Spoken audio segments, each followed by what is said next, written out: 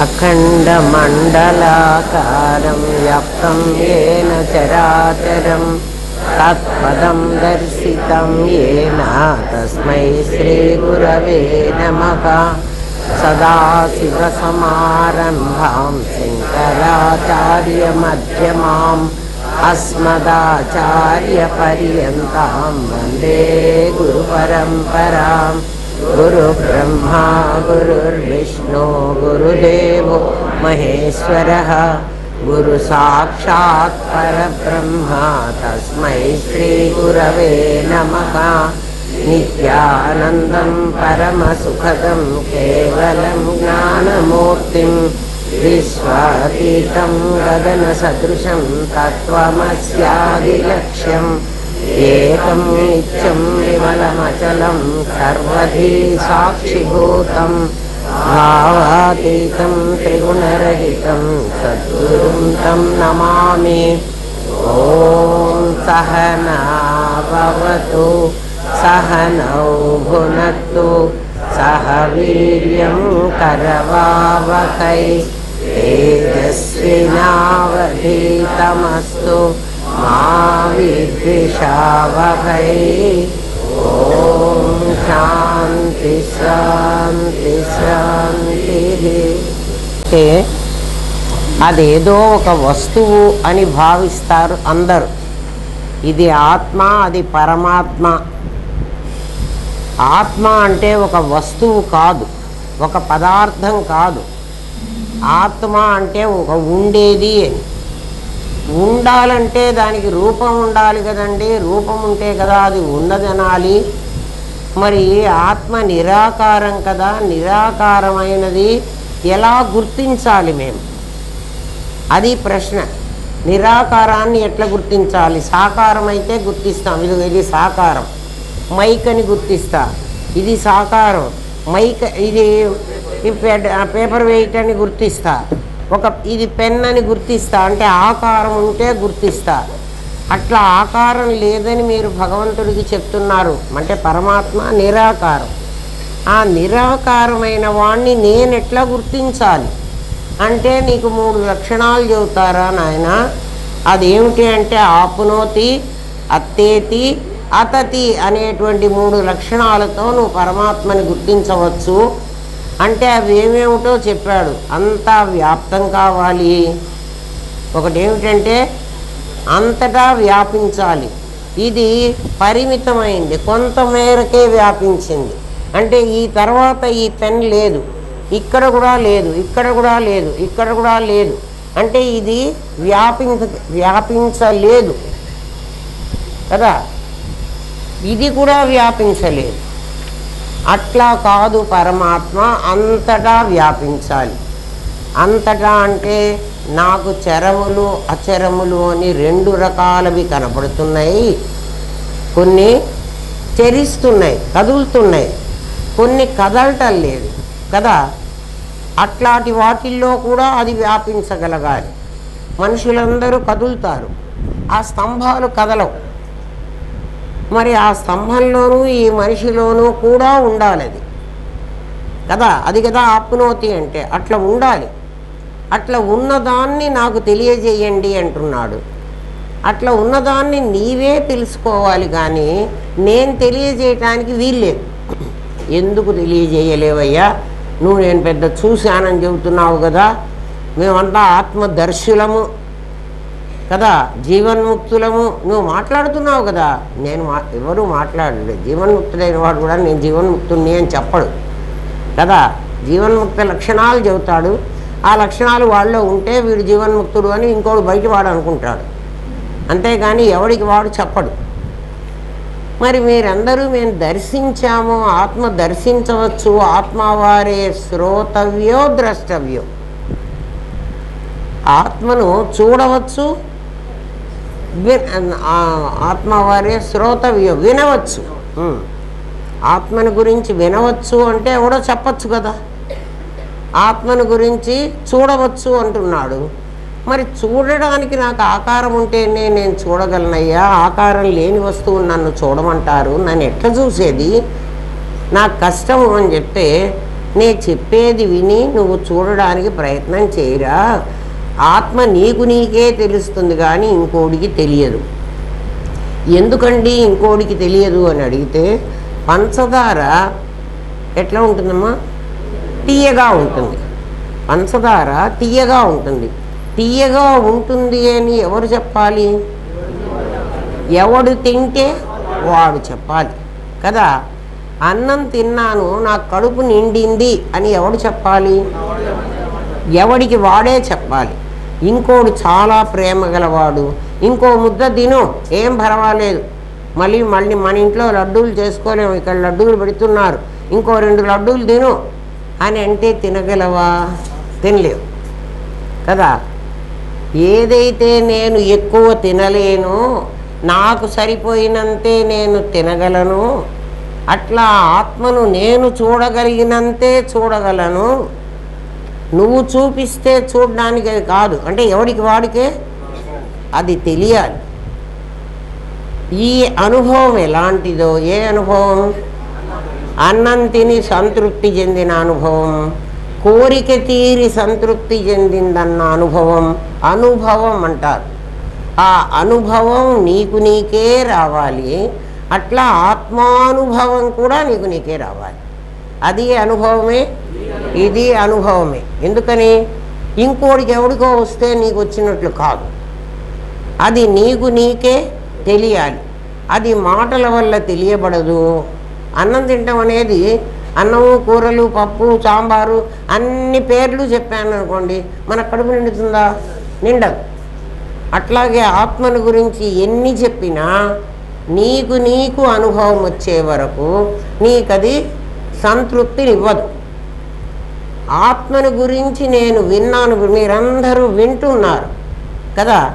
విన్నాను అని చెప్పినప్పుడు ఎప్పుడు కూడా బయటి వస్తువు మీదనే మీరు ఎక్స్పెరిమెంట్ చేయగలుగుతారు. అంటే వినాలి అంటే ఎవడో ఒకడు చెప్పాలి. ఆ ఒకడు ఎక్కడో ఆనందధామంలోనో లేకపోతే హైదరాబాదులోనో ఉండాలి కదా. ఆ చెప్పేవాడు ఎక్కడో ఉంటాడు. నేను విన్నానండి ఆత్మని గురించి అంటే, ఎక్కడ విన్నావురా అంటే, ఫలానా రామనాథం గారు చెప్తుంటే విన్నాను. ఆ రామనాథం గారు ఎక్కడ ఉంటారా? నేను కూడా ఎక్కడికి పోయి వింటాను అని అడిగితే, ఆయన హైదరాబాదులో ఉంటారా? ఉండేవారురా, ప్రజెంట్ లేరురా. మరి ఇప్పుడు వినాలంటే నా కథ ఎట్లా? నువ్వు బ్యాక్ టు ద ఫ్యూచర్ అని వెనక్కన్నా వెళ్ళిపో, దానిలో ఎక్కి కదా, ఆ మిషన్లో, టైం మిషన్లో ఎక్కి నువ్వు వెనక్కి వెళ్ళిపో. ఎక్కడి దాకా వెళ్ళమంటావు?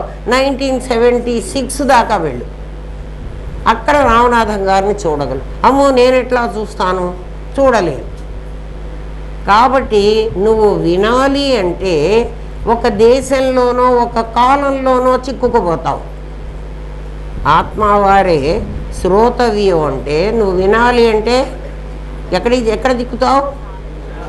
టైంలో కానీ స్పేస్లో కానీ చిక్కాలి నువ్వు కదా.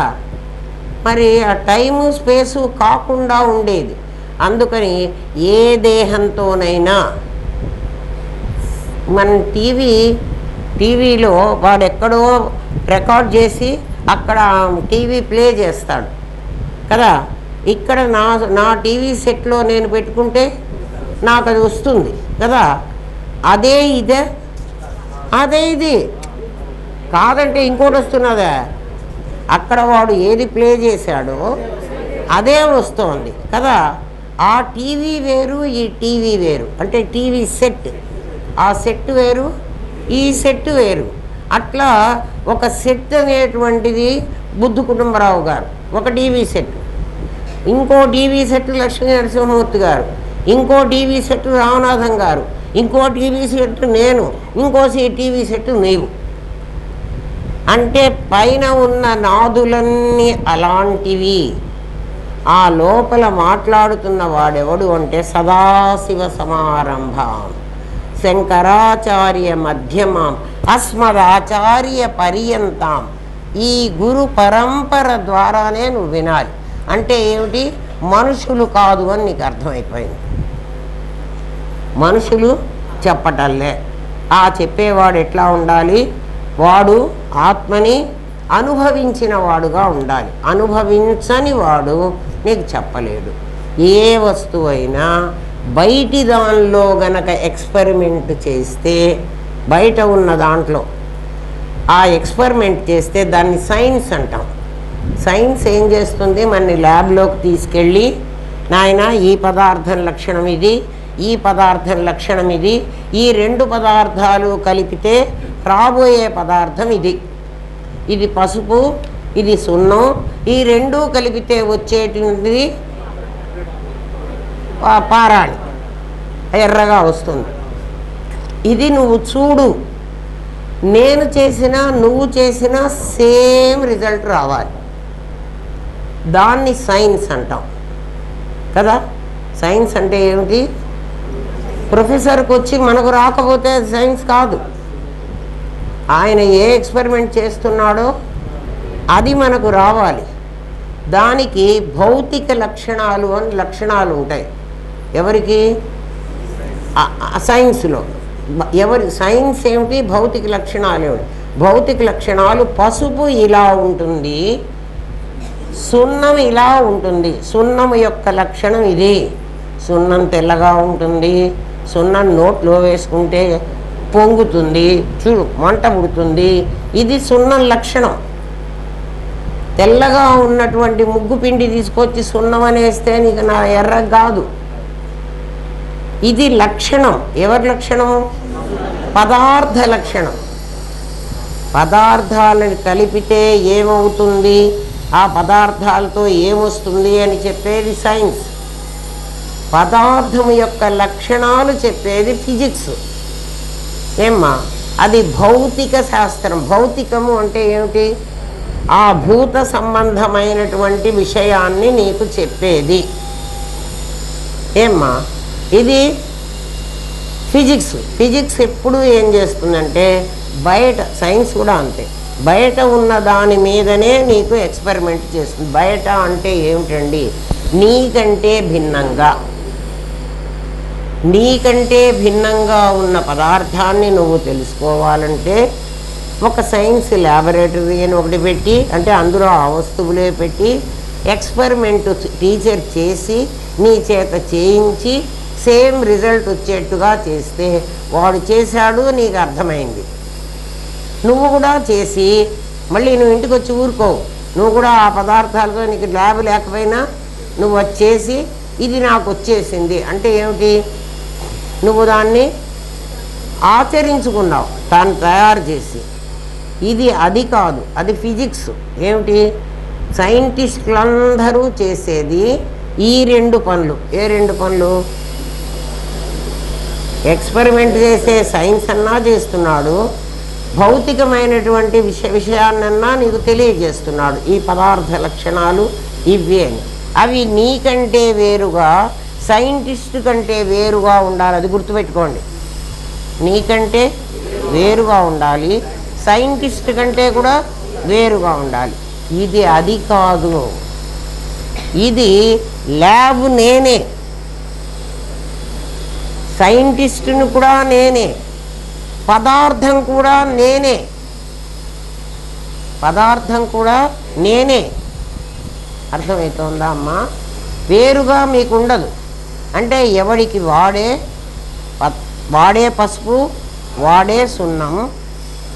ఆ పసుపు లక్షణాల్లాగా వీడి లక్షణాలు కొన్ని ఉన్నాయి. పసుపు లక్షణాల్లాగా వీడి లక్షణాలు ఏమిటంటే అది ఆప్నోతి.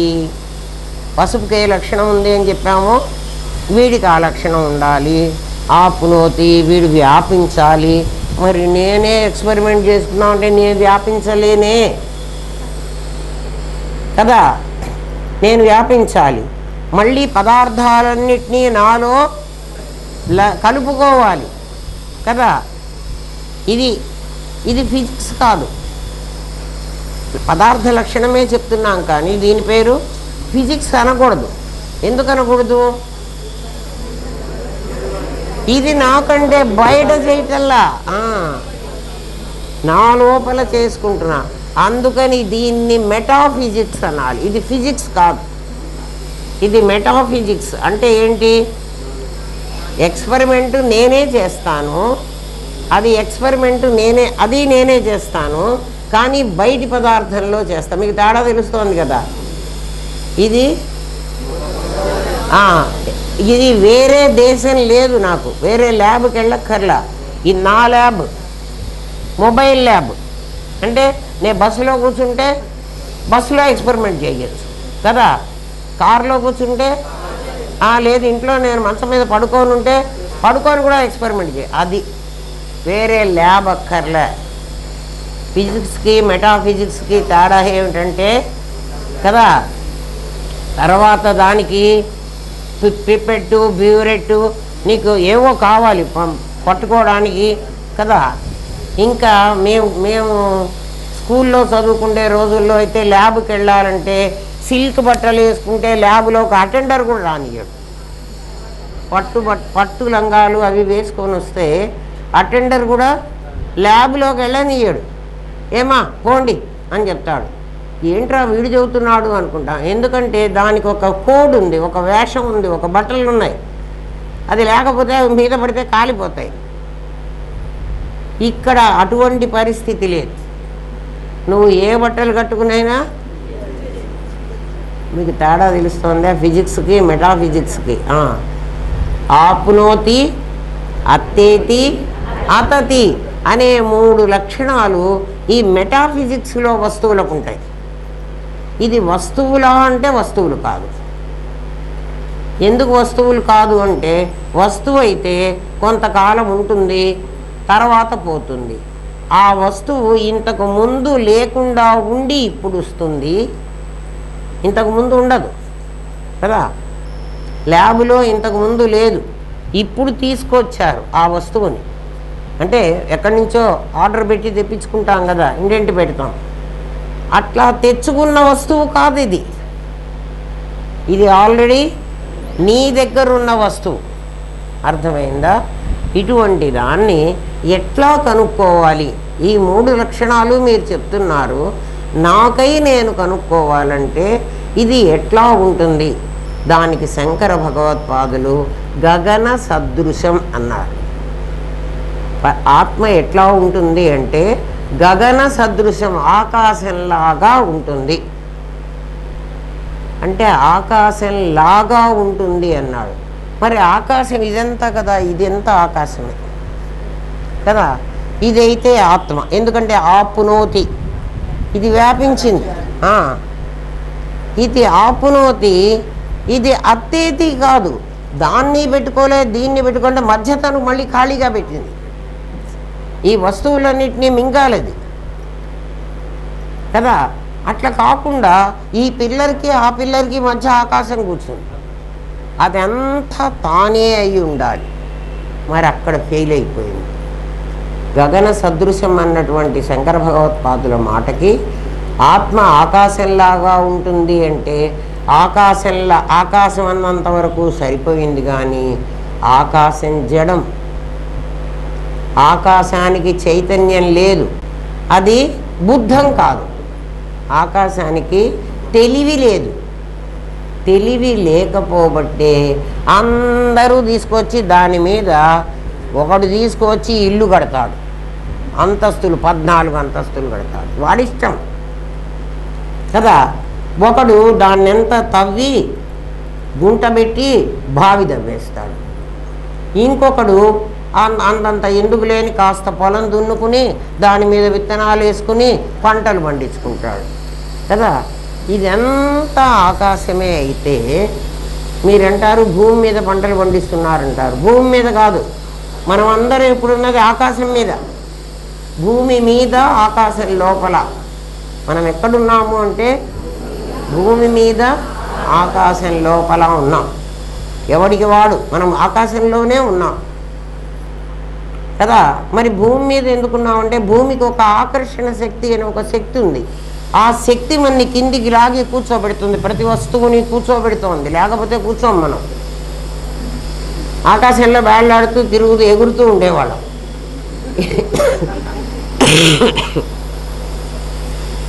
అందుకని గగన సదృశం అని శంకర భగవత్పాదులు చెప్పిన దాంట్లో మరి ఆకాశంలాగా అంటే ఆకాశంలాగా ఉన్న ఆత్మని తెలుసుకోవాలంటే ఆకాశానికి బుద్ధం అనేటువంటి గుణం లేకుండా పోయింది. అది శుద్ధం, అది ముక్తం, దానికి పరిమితులు లేవు, అది అంతటా వ్యాపించింది. కానీ దానికి బుద్ధం, దానికి తెలివి లేదు. నాకు తెలివి ఉంది, ఎవడికి వాడికి తెలివి ఉంది కదా. ఏం రా నీ బుద్ధి ఉందా? ఉంది. పని చేస్తానా చేయనా అనేది వేరే సంగతి. నా బుద్ధిని నేను ఉపయోగిస్తున్నానా ఉపయోగించట్లేదా? అమ్మో నేను అస్సలు ఉపయోగించగలను. ఎందుకంటే డైమండ్ నెక్లెస్ని రోజు వేసుకుంటామా? మన ఇంట్లో ఒక డైమండ్ నెక్లెస్ కొనుక్కున్నామరా, ఒక 5 లక్షలో 10 లక్షలో పెట్టి రోజు ఏ ఫంక్షన్ కంటే ఆ ఫంక్షన్కి డైమండ్ నెక్లెస్ పిచ్చి కొలుసు ఇదైతే తగిలించుకొని తిరుగుతాం కదా. అట్లా బుద్ధి చాలా ప్రెషస్ స్టోన్, దాన్ని చాలా ప్రిజర్వ్ చేసి పెడతాం. ఎందుకు ఇంత ప్రిజర్వ్ చేస్తున్నారంటే రేపు శ్మశానంలో తగలబెట్టడానికి. శ్మశానం ఉంది కదా, అప్పుడు ప్రిజర్వ్ చేసిందైతే వాడు బాగా తగలబెడతాడు. అది 10% వాడుకున్న దాన్ని అయితే అసలు ఎప్పుడు బుద్ధి వాడుకోడరా. ఎందుకు వాడుకోవాలి? దాచిపెట్టుకుందాం. ఏం దాచిపెట్టి మూట కట్టి చేస్తారో నాకు కాస్త చెప్పండి. ఎవ్వడూ బుద్ధిని ఉపయోగించడు. అది ఒకటి తెలివి. నాకు తెలివి లేదా అంటే అమ్మ మాకెందుకు లేదండి, మాకు చాలా తెలివి ఉందంటారు. మరి దాన్ని ఉపయోగించేందుకురా అంటే తెలియలేదండి. ఏంది తెలియలేదు? దాన్ని దాచిపెట్టుకోవడం తెలుసు నీకు. సరే ఓన్లీ అందుకని ఆ తెలివి నా దగ్గర ఉంది. నా దగ్గర అంటే ఏమిటి? ప్రాణి దగ్గర చైతన్యం అనేటువంటి తెలివి నా దగ్గర ఉంది. మనిషి దగ్గర ఉంది, ఆవు దగ్గర ఉంది, జంతువు దగ్గర ఉంది. అయితే దాని దగ్గర ఉన్నది వాసనా జ్ఞానము, నా దగ్గర వివేక జ్ఞానం అనేది ఇన్ అడిషన్ టు నాకు ఇంకా ఎక్స్ట్రా ఉంది. ఏమిటది? వివేకం, విచక్షణ. ఏమిట్రా ఆ విచక్షణ అంటే ఆ కనపడుతున్న అమ్మాయి నా కూతురు, ఈ కనపడుతున్న అమ్మాయి వాడి కూతురు, కాబట్టి నా కూతుర్ని నేను ఎత్తుకోవచ్చు, ముద్దు పెట్టుకోవచ్చు, వాడి కూతుర్ని నేను ఎత్తుకోకూడదు. ఇది నా విచక్షణ, అంతే కదా. నా జేబులో డబ్బులు నేను వాడుకోవాలి, డబ్బులు సేమ్ అయినా వాడి జేబులో డబ్బులు నేను వాడుకోకూడదు. ఇది విచక్షణ. విచక్షణ అంటే ఇది. మళ్ళీ విచక్షణ ఏంటి? బుద్ధికి మళ్ళీ బుద్ధి, నాకు బుద్ధి ఉంది ఎందుకంటే ఈ డబ్బులన్నీ సేమ్ కదా, నా డబ్బులైనా వాడి డబ్బులైనా నేను వాడేసుకుంటాను కాదు. ఇది నువ్వు వాడుకోవలసింది, నీ జేబులో డబ్బులు వాడు వాడుకోవలసింది. ఇవి వాడి డబ్బులు, ఇవి నా డబ్బులు అన్న విచక్షణ నాకుంది. దాన్ని వివేక జ్ఞానం అంటాం. అది జంతువుకు లేదు. జంతువుకు లేదు కాబట్టి అది ఏం చేస్తుంది? నా పొలంలోకి వచ్చి కూడా తింటుంది, దాని పొలమే అయినా అది తింటుంది కదా.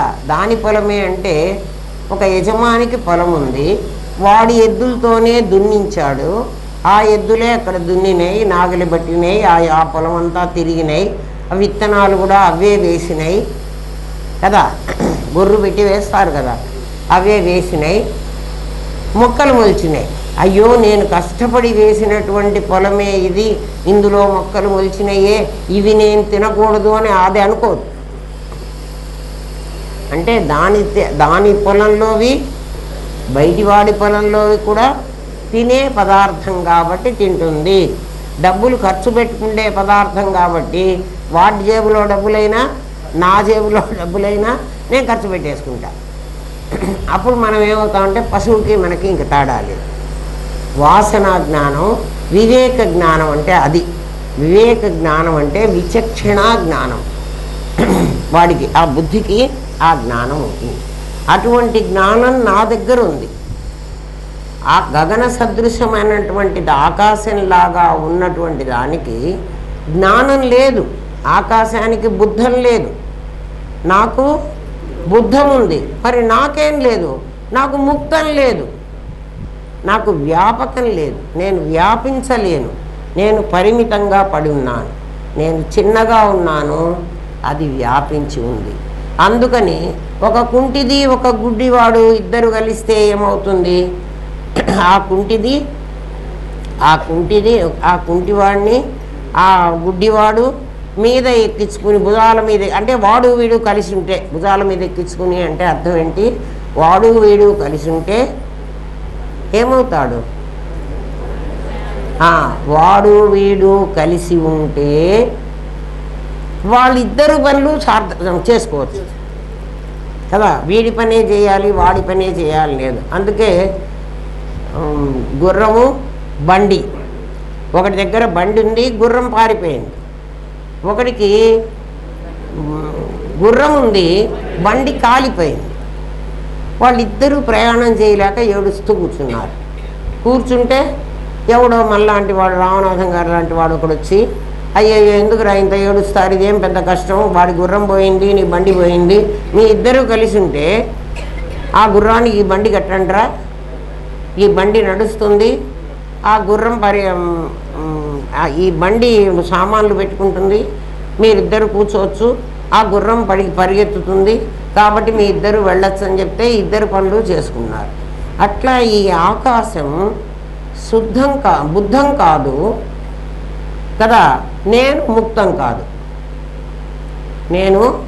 ముక్తం కాదు కదా. నాకు పరిమితులు ఉన్నాయి, శరీరం అనేటువంటి పరిమితుల్లో నన్ను బంధించేశారు. అందుకని నా జ్ఞానం బయటికి రావడానికి వీళ్ళే, వ్యాప్తం కాలే. అంటే ఆపునోతి అన్నటువంటి దాన్ని నేను ఫుల్ఫిల్ చేయలేకపోతున్నా. ఆకాశంలాగా నేను వ్యాపిస్తావు కదా, ఎక్స్పెరిమెంట్ చేస్తున్నావు కదా, చేస్తే వచ్చే రిజల్ట్ అది. నువ్వు వ్యాపించలే. అందుకని నీ చైతన్యాన్ని నువ్వు ఆ ఆకాశం మీద పెట్టు. ఆకాశం నీకు కనపడుతోంది, అది ఎలాంటిదన్నావు? ఆకాశం గగన సదృశ్యం అని చెప్పాడు శంకర భగవత్పాదులు. ఇప్పుడే మనం చెప్పాము, ప్రేయర్స్ చెప్పుకున్నాం కదా, ఏమిటి అది? గగన సదృశం తత్వమస్యాది లక్ష్యం, తత్వమస్యాది లక్ష్యం అని చెప్పాడు. గగన సదృశం తత్వమస్యాది లక్ష్యం. లక్ష్యం ఏమిటంటే తత్వమసి మహావాక్యం. ఏమిట్రా ఈ తత్వమసి అంటే అది తత్తు. ఏది తత్తు? ఆకాశం అనేది తత్తు. ఏమ్మా, నేను త్వం కదా. నన్ను ఏమంటారు? నువ్వు అని అంటారు కదా. నీవు త్వం అంటే నీవు అంటే ఇక్కడ జీవుడు. అసలు జీవుడు లేడులే, కానీ మనకు నేను అనే ఒకడిని ఉన్నాను కదా. ఈ నేను ఆ తత్తుతో కలిసితే, తత్తు త్వమసి గగన సదృశ్యం, అది గగనమే, పరమాత్మ గగనమే. గగన సదృశ్యం ఆకాశం వంటిది, గగనం కాదు, గగనం సదృశ్యం. ఈ త్వముని ఆ తత్తుతో కలిపితే నా దగ్గర ఏముంది? జ్ఞానం ఉంది. దాంట్లో ఏముంది? దాంట్లో అది ఆకాశం, వ్యాప్తమైనటువంటి ఆకాశం. దాంట్లో నా జ్ఞానాన్ని చొప్పించాలి. అంటే నా జ్ఞానాన్ని దాని మీదికి నేను పంపించాలి కదా. అవి రెండు కలిసి ఉండాలి. ఎట్లా? బండి గుర్రంలాగా కలిసి ఉంటే అప్పుడు ఏం జరుగుతుంది అంటే అది చిదాకాశం అవుతుంది. అది ఆకాశం, ఇది చిత్తు. ఈ చిత్తుని ఆ ఆకాశం మీద పంపిస్తే అది చిదాకాశం అవుతుంది. ఎట్లా పంపించాలి అది కూడా మళ్ళీ శాస్త్రమే చెప్తుంది మనకి. ఎట్లా పంపించాలి అంటే, ఒక బ్లాటింగ్ పేపర్ ఉందిరా నీ దగ్గర, ఒక బ్లాటింగ్ పేపర్ తెల్లగా ఉంటుంది కదా, మామూలు కాగితంలాగే ఉంటుంది, పేపర్ లాగే ఉంటుంది. దాన్ని ఒక ఇంకులో ముంచి, ఇంకు కానీ వాటర్ కానీ ఏదన్నా సొల్యూషన్లో, అంటే ఒక ఎర్రటి సొల్యూషన్లోనో ఒక నీలం సొల్యూషన్లోనో నీ ఇష్టం, ఒక దాంట్లో ఒక లిక్విడ్లో కనుక కలిపినట్టు, ఇక్కడ సైన్స్లో ఎక్స్పెరిమెంట్లో బయట కలిపినట్లయితే ఈ లిక్విడ్ ఆ పేపర్ అంతా తీసేసుకొని కదా, లిక్విడ్ విడిగా కనిపించదు, పేపర్ నీకు విడిగా కనిపించదు. అవి రెండూ కలిసి ఏమైతాయి? ఒకటి అవుతాయి. అర్థమవుతుందా? ఇప్పుడు మనం చేయాల్సిన పని ఏమిటి? అది ఫిజిక్స్ కాదు, metaphysics. Paper, blotting paper, sink physics, అది కెమిస్ట్రీ అసలు, ఇంకా సైన్స్ కదా. ఇది మెటాఫిజిక్స్. నువ్వు కలపాలి.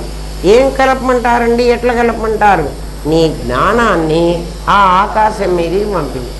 ఎట్లా పంపించాలండి? నా జ్ఞానము ఆకారం లేనిది, ఆ ఆకాశము ఆకారం లేనిది, దీన్ని దానిలోకి పంపించమంటే ఎట్లా పంపమంటారు? అందుకే పంపగలవురా నాయనా. ఎందుకు పంపగలవు? అది నిరాకారం, ఇది నిరాకారం. నీవు సాకారం, కానీ నీ జ్ఞానం నిరాకారం. నీ నిరాకారాన్ని ఆ నిరాకారంలో కలపడానికి ఏం అడ్డం లేదు. ఇది నేను అని అనుకుంటున్నావు కదా, ఏది నేను? ఈ శరీరం కదా. ఈ శరీరం నిజంగా నేను కాదు. నువ్వేం చేయాలి? నీ నేనును నీ నాదిని ముందు వేరు చేయి. నాదిని పక్కకు పెట్టి ఆభాస చేయి. అప్పుడు నేను నిరాకారంగా మిగులుతుంది. ఆ నేనుని ఈ ఆకాశం అనే బ్లాటింగ్ పేపర్కి జోడించు. అప్పుడు ఈ ఆకాశం చిద ఆకాశం అవుతుంది. ఈ చైతన్యం దాంట్లో కలిసి బ్లాటింగ్ పేపర్ ఇంకు తీసుకుంటే ఎట్లా రెండు ఒకటే అయిపోతాయో అట్లా ఇది చిదాకాశం అయిపోతుంది. ఈ చిదాకాశం అవ్వడమే నువ్వు ఆ ఆత్మని దర్శించడం, నువ్వు ఆత్మ అయిపోవడం. ఏమైపోయినాను నేనేమైపోతానప్పుడు? ఈ ఆకాశం ఎంత వ్యాపించిందో అంత నా జ్ఞానాన్ని వ్యాపింపజేస్తే ఆకాశం చోట్ల ఆకాశం కనపడకుండా పోయి నా జ్ఞానమే నిండి ఉంటుంది. అదే చిదా ఆకాశం. అది మెటాఫిజిక్స్, ఫిజిక్స్ కాదు. ఎక్స్పెరిమెంట్ ఎక్కడ చేశాను? నా లోపల చేశాను. ఏమ్మా, అది ఎట్లా చేయాలండి? బ్లాటింగ్ పేపర్ అంటే నాకు సరే కొంచెం అర్థమవుతోంది, నాకు మరి ఇది అర్థం కాలేదు. ఇది అర్థం కాదమ్మా. ఎవడికి వాడు సాధన చేసుకుంటే అర్థమవుతుంది. ఎంతవరకు చెప్పగలడో గురువు కూడా శబ్దానికి ఎతో వాచో నివర్తంతే అప్రాప్య మనసా సహా. నీకు వాక్కు ఎంతవరకు చెప్పగలదో అంతవరకు చెప్తుంది కదా. అప్రాప్య మనసా సహా, మనస్సు కూడా ఎంతవరకు ఊహించగలదో ఊహించలేదు. మనస్సు ఊహించడానికి చేత కాదు. అది కేనోపనిషత్తు ఇప్పుడో చెప్పేసింది కదా. వాయువు వెళ్ళి కనుక్కొని వచ్చి నేను ఆర్పలేను అని చెప్పేసింది. నిప్పు వెళ్ళి కనుక్కొని వచ్చి నేనేం మండబెట్టలేకపోయినాను అని చెప్పింది. ఎందుకు? వాయువు నిప్పు అంటే జ్ఞానేంద్రియ పంచకం, కర్మేంద్రియ పంచకం. పంచదార ఎలా ఉంది అంటే తీయగా ఉంది అని నాలుకతో చెప్పగలవు, అంతేనా? నాలుక ఒక ఇంద్రియమే కదా. మరి ఇప్పుడు నాలుకతో చెప్పడానికి వీలు లేదుట. అంటే జ్ఞానేంద్రియ పంచకం ఫెయిల్ అయిపోతుంది, కర్మేంద్రియ పంచకం ఫెయిల్ అయిపోతుంది. లేదండి నా దగ్గర మనస్సు ఉందండి, అది కూడా అదన్నా చేయగలదు అంటే నీ మనస్సు కూడా ఫెయిల్ అయిపోతుంది. మరి మనస్సు ఏం చేస్తుంది? ఎవడన్నా ఏమన్నా ఒక మాట చెప్తే ఇమీడియట్గా రికార్డ్ చేసి డేటాబేస్లో దాచిపెడుతుంది. అది చేయగలదు ఆ పని కదా. అది డేటాబేస్లో ఉంది అని నీకు ఎట్లా తెలుస్తుంది అంటే ఎప్పుడు కావాలంటే మొత్తం స్మృతి జ్ఞానం అపోహనం తీసుకొని లాక్కొచ్చి నీకు ముందర పెడుతుంది. నీ మనస్సు అంత శక్తి ఉంది. పరమాత్మని గురించి చెప్పవే అంటే అమ్మో అదే నాకు తెలియదు. ఎందుకని? ఏ వస్తువును చూపిస్తే ఆ వస్తువు ఆకారం పొందగలదే కానీ కదా. పరమాత్మ ఆకారం పొందవే అంటే, బ్రహ్మాకార వృత్తి పొందవే అంటే అది ఎట్లా ఉంటుంది? బ్రహ్మాకార అసలు ఆకారం లేని వాడికి ఆకారం ఇచ్చి నువ్వు వృత్తి పొందమంటే ఎట్లా పొందను? అందుకని మనసు నేను ఫెయిల్ అయినానంటుంది, దాన్ని పాస్ చేయలేము. మరి ఏం చేయగలనండి నేను? నీ మనస్సు చాలా జాగ్రత్తగా వినండి, ఇది చాలా ముఖ్యమైన విషయం. నీ మనస్సు నీ 24 తత్వాలలో ఒకటి. మన మనస్సు 24 ఉన్నాయి మన దగ్గర, వాటి మన మనస్సు. కానీ ఆ మనస్సులో చేరిన నీ జ్ఞానం ఒకటి ఉంది. అది ఎక్కడి నుంచి వచ్చిందండి? నీ బుద్ధి అంటున్నావే కుండలో గోదావరి నీళ్లు పోసి సూర్యుడు పైన ప్రతిబింబం, కుండలో ఒక ప్రతిబింబం పడింది, అది బింబం, ఇది ప్రతిబింబం కదా. ఇదంతా మనకు చాలాసార్లు తెలుసు. ఈ ప్రతిబింబం మనస్సులో పడితే, అంటే మనస్సు అనేటువంటిది మీ శరీరం అనేది 24 తత్వాలు ఉన్నాయి. దాంట్లో పడేది బుద్ధిలో పడిన బుద్ధి అనేది ఒక దర్పణం. ఆ దర్పణం మీద పరమాత్మ యొక్క చైతన్య ప్రతిబింబం పడింది అంటున్నామే. అప్పుడు మనస్సు జడం కదా. ఆ జడం ఎట్లా చేతనమైంది అంటే ఆ చేతనం ఈ మనస్సుకు తగులుకుంటేనే ఇది పనిచేస్తుంది. అంటే ప్రతిదీ కూడా నా కళ్ళు ఉన్నాయి, నా కళ్ళు చూస్తాయి అంటే కన్ను చూసే శక్తి ఉంటే ఈ కన్ను పీకి ఇక్కడ పెట్టి చూడవే అంటే చూడదు. ఆ కన్ను నా చైతన్యం తగిలితేనే. కరెంటు లేకపోతే ఫ్యాన్ ఎట్టా తిరుగుతుందిరా? ఆ కరెంటు ఫ్యాన్లోకి ఎక్కడ వచ్చిందిరా? ఏది చూపించు. కరెంటు ఫ్యాన్లోకి వచ్చింది, లైట్లోకి వచ్చింది, నాకు చూపించు. రాకపోతే ఇది వెలగదు. లైట్ వేరు, కరెంటు వేరు, అవి రెండూ కలిసి వెలుగుతున్నాయి. ఫ్యాన్ వేరు, కరెంటు వేరు, అవి రెండూ కలిసి నీకు గాలి ఇస్తున్నాయి. అట్లా మనస్సు వేరు, ఆ జ్ఞానం అనేటువంటి ఆ శక్తి వేరు, ఆ ప్రతిబింబం వేరు. నీ దగ్గర ఉన్నట్టు విశేష జ్ఞానం అది. సామాన్య జ్ఞానం అయితే అంతటా ఉంటుంది. నీ దగ్గర ఒక్క దగ్గర ఎందుకుంటుంది? ఉండదు కదా. ఈ జ్ఞానం ఆ మనస్సుతో చేరినప్పుడు మాత్రమే ఆ జ్ఞానశక్తి. అందుకని ఆ మనస్సు అయితేనే, ఏ మనస్సు?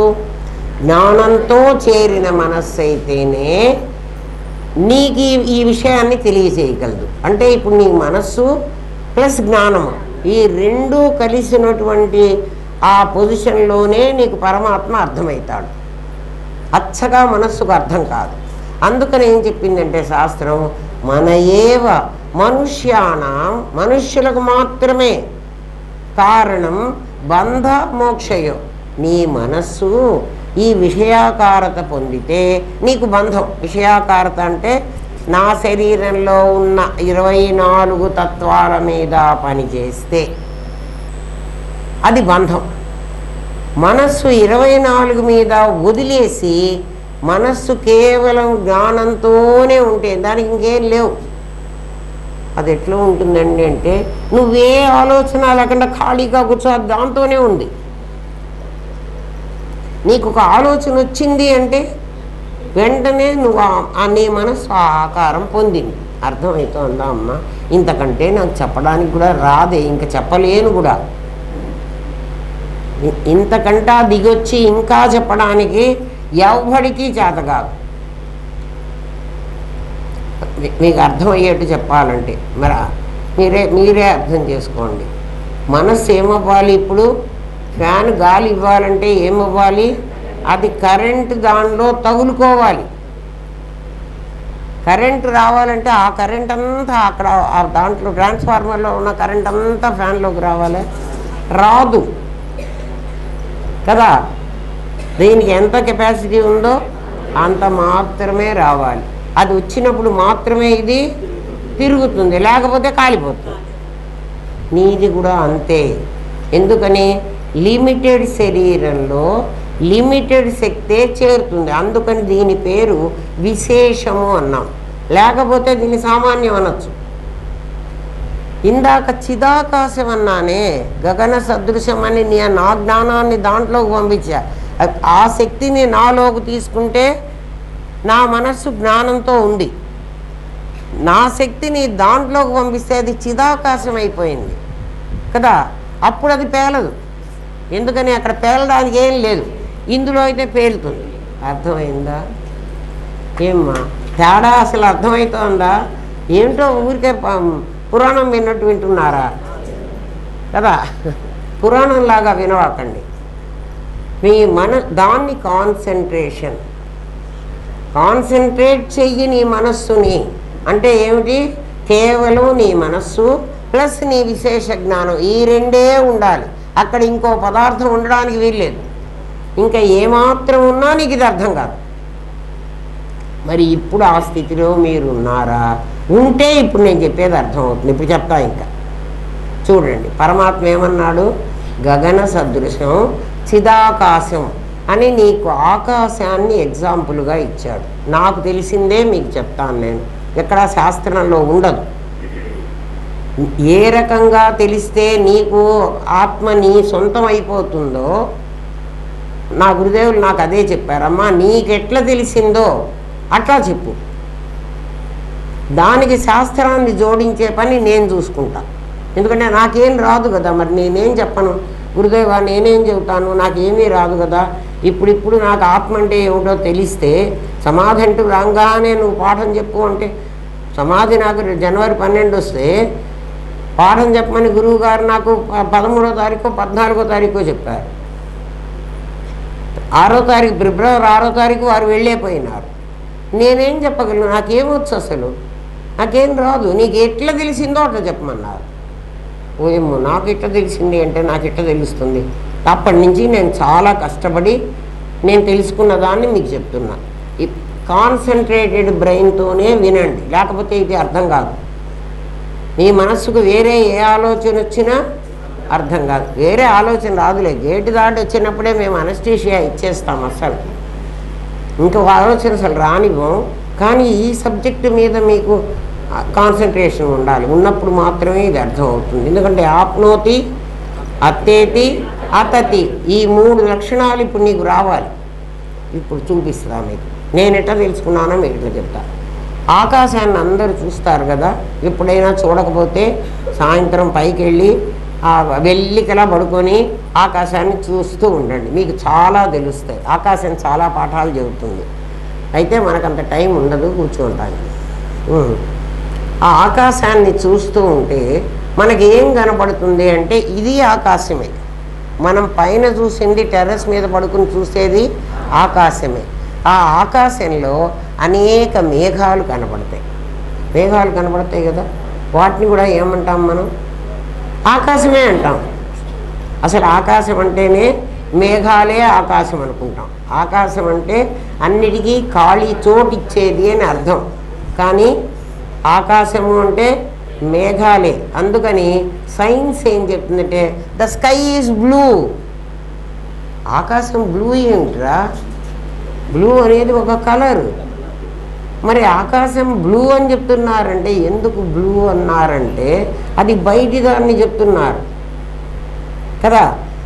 ఆకాశంలో మేఘాలు, మేఘాల నిండా నీళ్లు ఉంటాయి. మేఘం అంటే ఏమిటి? నీరే. నీరు మరో రూపం ధరించి, నీరు నీరుగా పైకి వెళ్ళదు.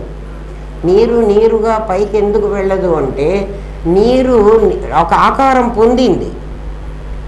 ఆకారం పొందింది, పైకి వెళ్ళడానికి వీలు లేదు. అది భూమి ఆకర్షించి కిందికే పడుస్తుంది. ఇక్కడ నీళ్లు పోయండి, ఇక్కడ కుండ పగలగొట్టండి, గబగబా నీళ్ళు ఏమవుతాయి?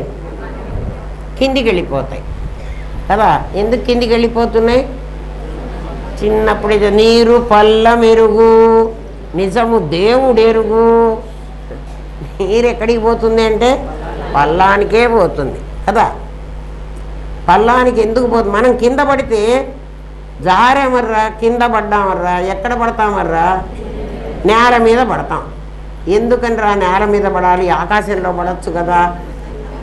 ఆకాశంలో పడం. భూమికి ఆకర్షణ శక్తి ఉంది. ఆకారం పొందిన వాళ్ళందరినీ అది ఆకర్షిస్తుంది. ఆకారం పొందని వాడిని ఆకర్షించదు. అర్థమైందా? అందుకనే మనం గనక చచ్చిపోతే, మనం అందరం ఆకారం పొందిన వాళ్ళం కదా, అట్లాగే చచ్చిపోతున్నాం కదా. మనం అందరం ఎట్లా చచ్చిపోతున్నాం? శరీరాన్ని ధరించాం.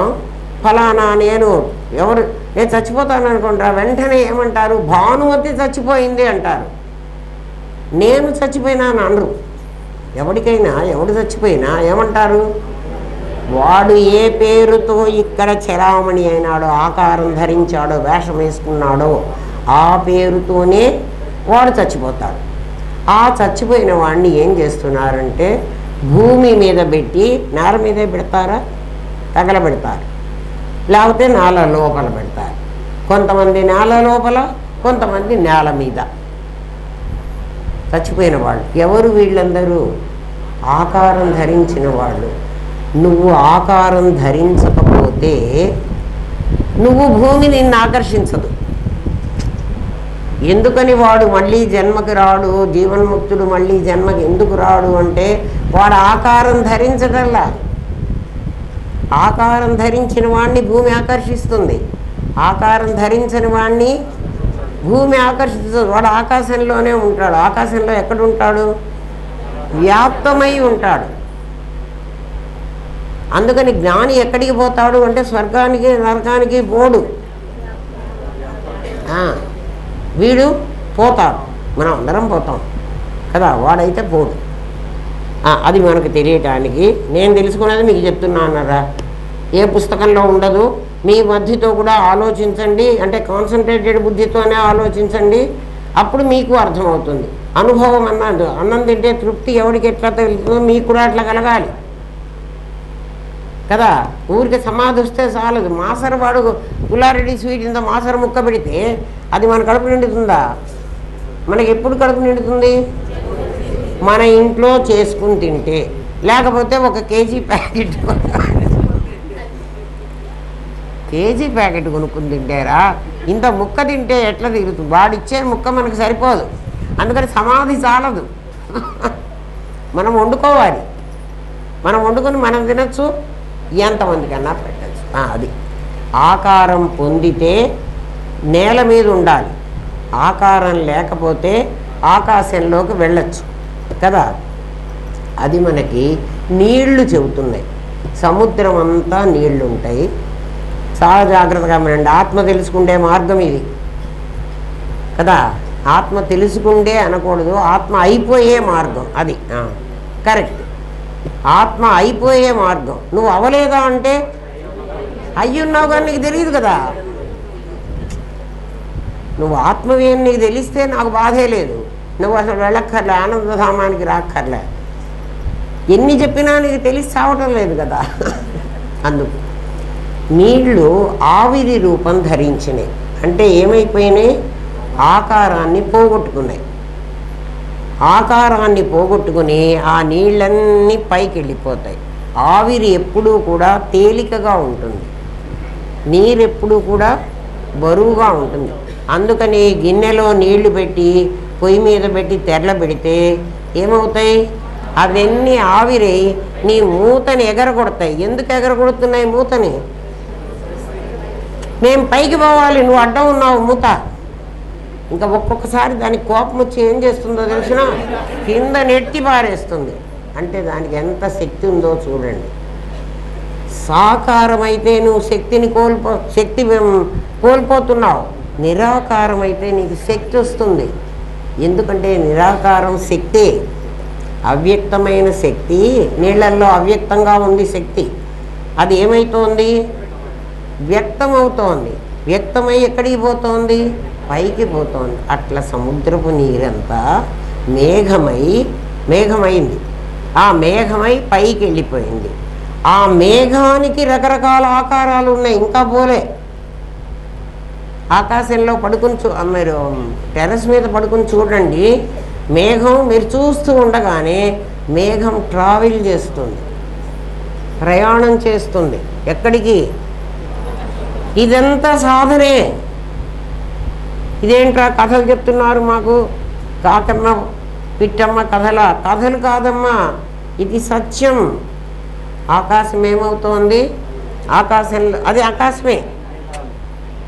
మేఘాలు ఆకాశంలోనే ఉన్నాయి, మేఘాలు ఆకాశం అయ్యి ఉన్నాయి. నువ్వు ఆకాశం అనగానే పిల్లలు ఏం చేస్తారు? ఆకాశం చూడరా అంటే ఇది ఆకాశమే కదా, ఇది చూడు. అవునా కాదా? ఆకాశాన్ని పైనే చూస్తారు కదా. పైన చూసినప్పుడు మేఘాలన్నీ రకరకాల ఆకారాల్లో ఉన్నాయి. ఇంకా దానికి సాకారమైన బుద్ధి పోలే. నీరుగా ఉన్నప్పుడు ద్రవాకారంగా ఉంది, మళ్ళీ అక్కడి నుంచి నిరాకారమైనా అనుకుంటోంది, అక్కడ మళ్ళీ సాకారమై కూర్చుంది. మేఘాలు రకరకాలైన ఆకారాలతో ఉంటాయి. వాటికి ఆకాశమంతా వ్యాపించే శక్తి వచ్చింది. ఆకాశమంతా వ్యాపిస్తాయి. చూడండి, ఆప్నోతి, ఇది ఇందులో ఉన్నాయి. ఇప్పుడు ఈ మేఘం కాసేపు నువ్వు అనుకో,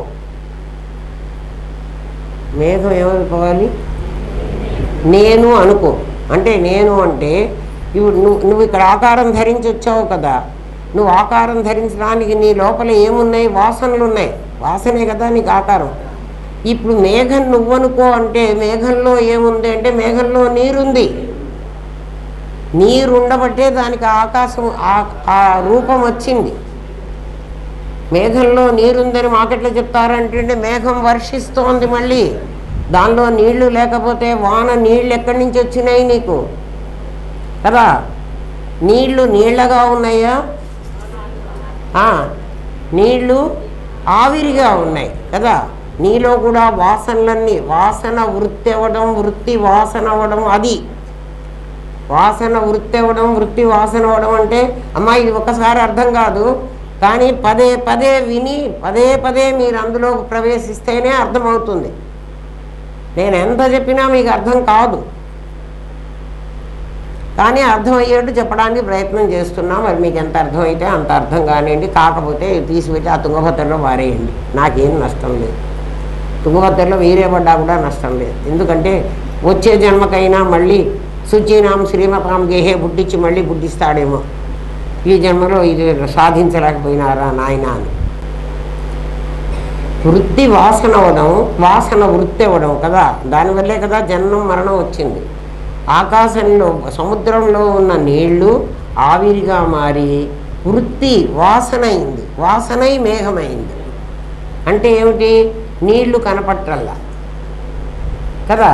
మళ్ళీ మేఘం వర్షించినప్పుడు మళ్ళీ వాసన వృత్తి అవుతోంది. మేఘంలో నుంచి నీళ్ళు వచ్చినప్పుడు వృత్తి వాసన అయింది, వాసన మళ్ళీ వృత్తి అయింది అని నువ్వు కనుక్కో. ఎట్లా అవుతుంది అంటే మరి మనలో నుంచి మనం పుట్టినప్పుడు ఏమైనామో మనం చస్తే మళ్ళీ ఏమవుతామో అది అన్నోన్ ఫ్యాక్టర్ కదా. ఇది నోన్ ఫ్యాక్టర్, నీకు తెలుస్తోంది, నీ బుద్ధితో ఉపయోగించు. నీళ్ళు ఏమైనాయి? ఆవిరిగా మారినాయి. మళ్ళీ ఆవిరి ఏమైంది? నీళ్లుగా మారింది. ఆవిరిగా ఉన్నప్పుడు అది మేఘంగా ఉంది, మేఘంగా ఉన్నప్పుడు దానికి ఆకారం వచ్చింది కదా. ఆ ఆకారము పర్మనెంట్గా ఉంటున్నదా? లేదు. ఏమవుతోంది? మారుతోంది. ఆ ఆకారము మారుతోంది కదా. ఆకారం అట్లనే ఉండటం లేదు. మరి మన ఆకారాలు మారినాయా మారలేదా? పుట్టినప్పుడు నేను ఇంత చిన్న బేబీని, ఇప్పుడు 3 మూళ్ళ జానెడు పొడవైన, ఎవడి మూరతో వాడు 3 మూరలు జాన. అది మనం ఎవడైనా కొలుచుకోండి, అంతే కొలత. నేను ఎత్తు వాడినండి, నేను లావు వాడి, నువ్వు లావైనా సన్నమైనా ఎత్తైనా అంతే. 3 మూళ్ళ జానెడు చూసుకో. నువ్వు పొట్టివాడివైనా పొడుగువాడివైనా నీకైతే అంతే. ఆకాశం మేఘంగా మారుతోంది. ఆ మేఘం కాస్త వర్షిస్తే ఏమిటంటే మేఘం లోపల ఆకాశంలోనే చేరింది, అది ఆకాశంలో కలిసి ఉంది, కానీ ఆకాశం కంటే భిన్నంగా ఉంది. జాగ్రత్తగా వినండి. ఏం చేసింది మేఘం? ఆకాశంలోనే ఉంది, ఆకాశం కంటే భిన్నంగా. ఇదిగో నువ్వు ఈ పరమాత్మ చిదాకాశంలోనే ఉన్నావు, చిదాకాశంలో పరమాత్మ కంటే నువ్వు భిన్నంగా ఉన్నావు. మేఘం మారుతోంది, నువ్వు మారుతున్నావు. మారలేదా? ఎందుకంటే నీ సెల్స్ రోజు చస్తున్నాయి, బతుకుతున్నాయి కదా, మారుతున్నావు కదా. మరి తర్వాత ఏమైపోయినాయి? ఎప్పుడైతే నీ వృత్తిని, నీ వాసనని మళ్ళీ వృత్తిగా కిందికి పంపించేశావో, ఇప్పుడు మేఘంలో వర్షించిన తర్వాత మేఘం లేదు, అది ఉన్నంత వరకు మేఘం ఉంది. ఏది ఉన్నంత వరకు? నీళ్ళంటే ఇక్కడ నీకేమిటి? నీకు నాకు వాసనలు. మేఘం నీళ్ళని తీసుకొని పైకి వెళ్ళిందర్రా, మీరు చాలా జాగ్రత్తగా వినండి అని అందుకే ఇన్నిసార్లు చెప్తున్నా. మేఘం ఏం చేసింది? ఆ నీళ్ళన్నీ ఆవిరిగా తీసుకుని పైకి వెళ్ళిపోయింది, నీకు నీళ్లుగా కనపడవు. అట్లా నువ్వు కూడా వాసనలన్నీ వృత్తులుగా చేసుకుని జన్మకొచ్చావు. ఈ ఆకాశంలోనే ఉంటున్నావు. మేఘం ఎట్లా ఉందో అందుకే గగన సదృశ్యం అనేటువంటి దాన్ని ఉపయోగించాడు ఆయన. అంత చిన్న ముక్క చెప్తాడు, ఇంతమంది మన బుద్ధితో ఆలోచించమంటాడు. మా బుద్ధిలో దాచుకుంటామండి. రామనాథం గారి బుద్ధితో ఆల్రెడీ ఆలోచించి పెట్టింది కదా, మళ్ళీ మేము ఎందుకు కష్టపడ్డాం? మా బుద్ధులు మేము ఇనపెట్లు పెట్టి దాచుకుంటాం. ఇనపెట్లో పెట్టి దాచుకోకండి, ఇట్లనే ఆలోచించండి. అప్పుడు మీ బుద్ధి కూడా పనిచేయటం మొదలు పెడుతుంది కదా. అన్నం వండుకొని మింగడానికి కాదు మనకు బుద్ధి ఇచ్చింది భగవంతుడు. వాడి సొమ్ము వీడి సొమ్ము కొట్టేయడానికి కాదు, మూడు పెంచుకోవడానికి కాదు బుద్ధి ఇచ్చింది. ఒరే నిన్ను నువ్వు ఉద్ధరించుకోవడానికి ఇచ్చాను రా అన్నాడు కదా. మనం ఉపయోగించుకోవటం లేదు. ఆకాశంలో మేఘం ఆకాశంలోనే ఉంటుంది, దానికి ఒక ఆకారం వచ్చి ఉంటుంది. ఆ ఆకారాన్ని ఎప్పుడు పోగొట్టుకుంటుంది అంటే దానిలో ఉన్న నీటిని ఎప్పుడైతే మళ్ళీ వదిలేస్తుందో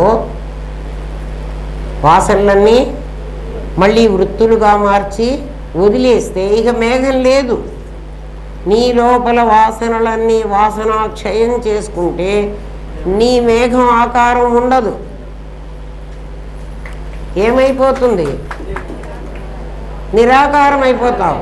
అప్పుడు నువ్వు ఎందులో కలుస్తావు? నువ్వు ముందుగా ఆకాశంలోనే ఉన్నావు, ఆకాశంలోనే కలుస్తావు. నువ్వు ఆకాశంలో ఉన్నావు, ఆకాశంగా ఉన్నావు కదా. అవన్నీ నీలో దాచుకున్నావు. అత్తేతి అతతి, మళ్ళీ దాన్ని ఏం చేస్తున్నావు? మొత్తం వదిలేస్తే కూడా నువ్వుగానే ఉంటున్నావు. ఇవి ఉంటే నీకు ఆకారం వచ్చింది, ఇవి వదిలేస్తే నీకు ఆకారం లేదు. నీరు ఉన్నంతసేపు నీకు ఆకారం ఉన్నది. మేఘాలు నీళ్ళే. ఎప్పుడైతే సూర్యరశ్మితో నీ సముద్రపు జలం ఆకారం పొంది మేఘాలుగా వెళుతోంది, మళ్ళీ గాలి తగలంగానే మళ్ళీ పంచభూతాలు వస్తున్నాయి చూడండి. నీ వాసన వృత్తి అవ్వడానికి, నీ వృత్తి వాసన అవ్వడానికి పంచభూతాలే కారణం. సూర్యరశ్మి నీ వృత్తులను వాసనగా మార్చింది. వాయువు మళ్ళీ ఏం చేసింది? వాసనని మళ్ళీ వృత్తిగా. చల్ల గాలి తగిలితేనే మేఘం వర్షిస్తుంది, లేకపోతే వర్షించదు, పైనే ఉంటుంది కదా. ఆ మేఘానికి ఏముంది? దాని లోపల నీళ్లు ఉన్నాయి. దాని లోపల నీళ్లు ఉండడం వల్ల, అంటే వాసనలు ఉండడం వల్ల దానికి ఆకారం వచ్చింది. ఆ ఆకారం మార్పు చెందుతున్నది. ఎంత మార్పు చెందుతుందో చూడండి. ఆకారం మారుతూ ఉంటుంది. ఆకాశంలో మనం చూస్తుండగానే మేఘాలు రకరకాలుగా మారిపోతాయి. అవి సింహాలుగా, ఏనుగులుగా, గంధర్వులుగా, మనుష్యులుగా రకరకాలు కనపడతాయి. మీరు చూడండి, మీరు ఎప్పుడు చూడరు కదా. ఆకాశంలో చూడడం నేర్చుకోండి. ఎన్నో పాఠాలు చెబుతుంది ఆకాశం.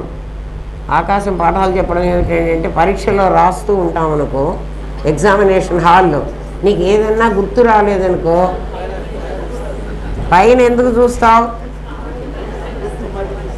మీ టీచరు మీకు పాఠాలు చెబుతున్నప్పుడు ఆ శబ్దం ఆ శబ్దశక్తి నీ టేప్ రికార్డర్లన్నీ రిసీవ్ చేసుకున్న తర్వాత మిగిలిన శక్తి ఆకాశంలోకి వెళ్ళిపోతుంది. ఆ శబ్దం ఎక్కడికి పోతుంటే దిగంతాల వరకు హొరైజన్లో ఉంటుందిట శక్తి. ఏ శక్తి? శబ్దశక్తి. మీరు ఇక్కడ టేప్ పెడితే అది రిసీవ్ చేసుకుని మళ్ళీ రిపీట్ చేస్తుంది కదా. మన బ్రెయిన్లన్నీ టేపులు పెట్టుకున్నాయి, అందుకని అవన్నీ రిసీవ్ చేసుకుంటున్నాయి. ఆ ఇద్దరి మధ్యలో కూడా నా శబ్ద తరంగాలు వెళతాయి, అవి ఆకాశంలోకి వెళ్ళిపోతాయి. ఇంకా మీరు ఇక్కడ ఎవరు రిసీవ్ చేసుకునే వాళ్ళు లేడు కదా, చివరి చోటు వాటికి అదే. అందుకని నువ్వు ఆకాశంలో చూడగానే కాన్సన్ట్రేటెడ్గా చూసావు, చూడగానే నీకు వెంటనే జ్ఞాపకం వచ్చింది, రాసావు. ఎవడికి వాడి అనుభవం చెప్పండర్రా. ఎందుకు ఆకాశంలో చూస్తున్నారు? కిటికీలో నుంచి ఆ ఇన్విజిలేటర్ వచ్చి అడుగుతాడు, ఏంటి అక్కడ ఏం చూస్తున్నావు అని. అక్కడ ఏం చూస్తున్నావు కదా, అక్కడ మా సార్ చెప్పిన పాఠం అక్కడ డిక్టేట్ చేస్తుంది, అది రాకోచుకుంటున్నా. అది ఇప్పుడు ఆకాశం పాఠం చెప్పిందా? నీకు చూడటం చేతనైతే ఎందెందు వెదకి చూచిన అందందే కలడు. ప్రహ్లాదుడు ఏం చెప్పాడు హిరణ్యకశిపుడికి? ఎక్కడున్నాడు రా విష్ణువు? విష్ణువు అంటే సర్వవ్యాపకమైన పరమాత్మ. వాడు ఎక్కడున్నాడు రా అంటే ఇందుగలడు అందులేడని సందేహం వలదు. చక్రి సర్వోపగతుడు, సర్వోపగతుడు. అయితే వాడిని చూసే కళ్ళు నీకు కావాలి. ఎందెందు వెదకి చూచిన అందందే గలడు. రోజు ఆకాశం చూస్తాం, ఆకాశంలో ఇంత వ్యవహారం. ఎందుకంటే శంకర భగవత్పాదులు గగన సదృశం అన్న ఒక్క పదం చెప్పాడు. ఎవడైనా తెలివిగలవాడు రామనాథం గారు లాంటి వాడు రాకపోతాడా? ఈ ముక్కకు అర్థం వాడు చెప్పకపోతాడా అని ఆయన పెట్టుకున్నాడు. మనం రోజు అంటాం, కానీ ఎందుకంటే రామనాథం గారి బ్రెయిన్ మనకు లేదు కదా. అందుకనే గురువు నాలుకని అప్పు తెచ్చుకోమంటారు. గురువు నాలుకని రుచి చూడాలంటే గురువు నాలుకని అప్పు తెచ్చుకో, అరువు తెచ్చుకుంటే నీకు అర్థమవుతుంది. గురువు నాలుక అంటే నాలుక కోసేసి పెట్టుకుందామా? అది విను గురుదేవ. సర్వవ్యాపకమైన మేఘం ఏం చేసింది? ఆకాశంలోకి వెళ్ళి ఆకాశమంతా వ్యాపించింది. అది ఇక్కడికి పోవచ్చు, అక్కడికి పోవచ్చు. అక్కడికి పోవాలంటే వీసా కావాలి, ఇక్కడికి పోవాలంటే ఇంకేదో కావాలి, టికెట్ కొనుక్కోవాలి, విమానం ఎక్కాలి. భగవంతుడు నీకు కూడా ఒక విమానం ఇచ్చాడు. ఈ విమానంలో ప్రయాణం చేసేవాడిని నేను, విమానం నేను కాదు. నేను రీచ్ అయిన తర్వాత విమానం ఎక్కుతాం. నేను కాలిఫోర్నియా వెళ్ళి శాన్ ఫ్రాన్సిస్కో అని వాడు అక్కడ దింపితే ఇంకా విమానంలో కూర్చుంటానా? ఏం చేస్తాను? దిగిపోతా. ఇంకా కాసేపు కూర్చున్నానులే, విమానంలో చాలా హాయిగా చల్లగా బాగుంది, ఎవ్వరూ నన్ను డిస్టర్బ్ చేయకుండా నా సీట్లో నేను కూర్చున్నాను అని అనుకుంటానా? అనుకోను. ఏమంటాను? దిగిపోతా. ఆ దిగిపోవడమే మరణం. ఈ విమానంలో కూర్చుని ఈ ప్రపంచంలో నేను ట్రావెల్ చేస్తున్నా. ఎప్పుడైతే రీచ్ అవుతానో, ఎప్పుడు రీచ్ అవుతారండి? నేను ఆకాశంలో గగన సదృశ్యం ఎప్పుడైతే నా మేఘం ఆకాశంలో కలిసి ఆకాశం అయిపోతుందో, ఎప్పుడైపోతుందండి? ఆకాశంలో మేఘం వర్షించినప్పుడు, అంటే వాసనలన్నీ వదిలేసినప్పుడు ఆకాశంలో కలిసిపోతుంది. మేఘానికి ప్రత్యేకమైన రూపం ఉండదు. ఎందుకని? అది నిరాకారమై ఆకాశంలోకి చేరింది. అక్కడ కూడా దానికి ఆకారం ఎందుకుంది? వాసన పెట్టుకోబట్టి ఉంది.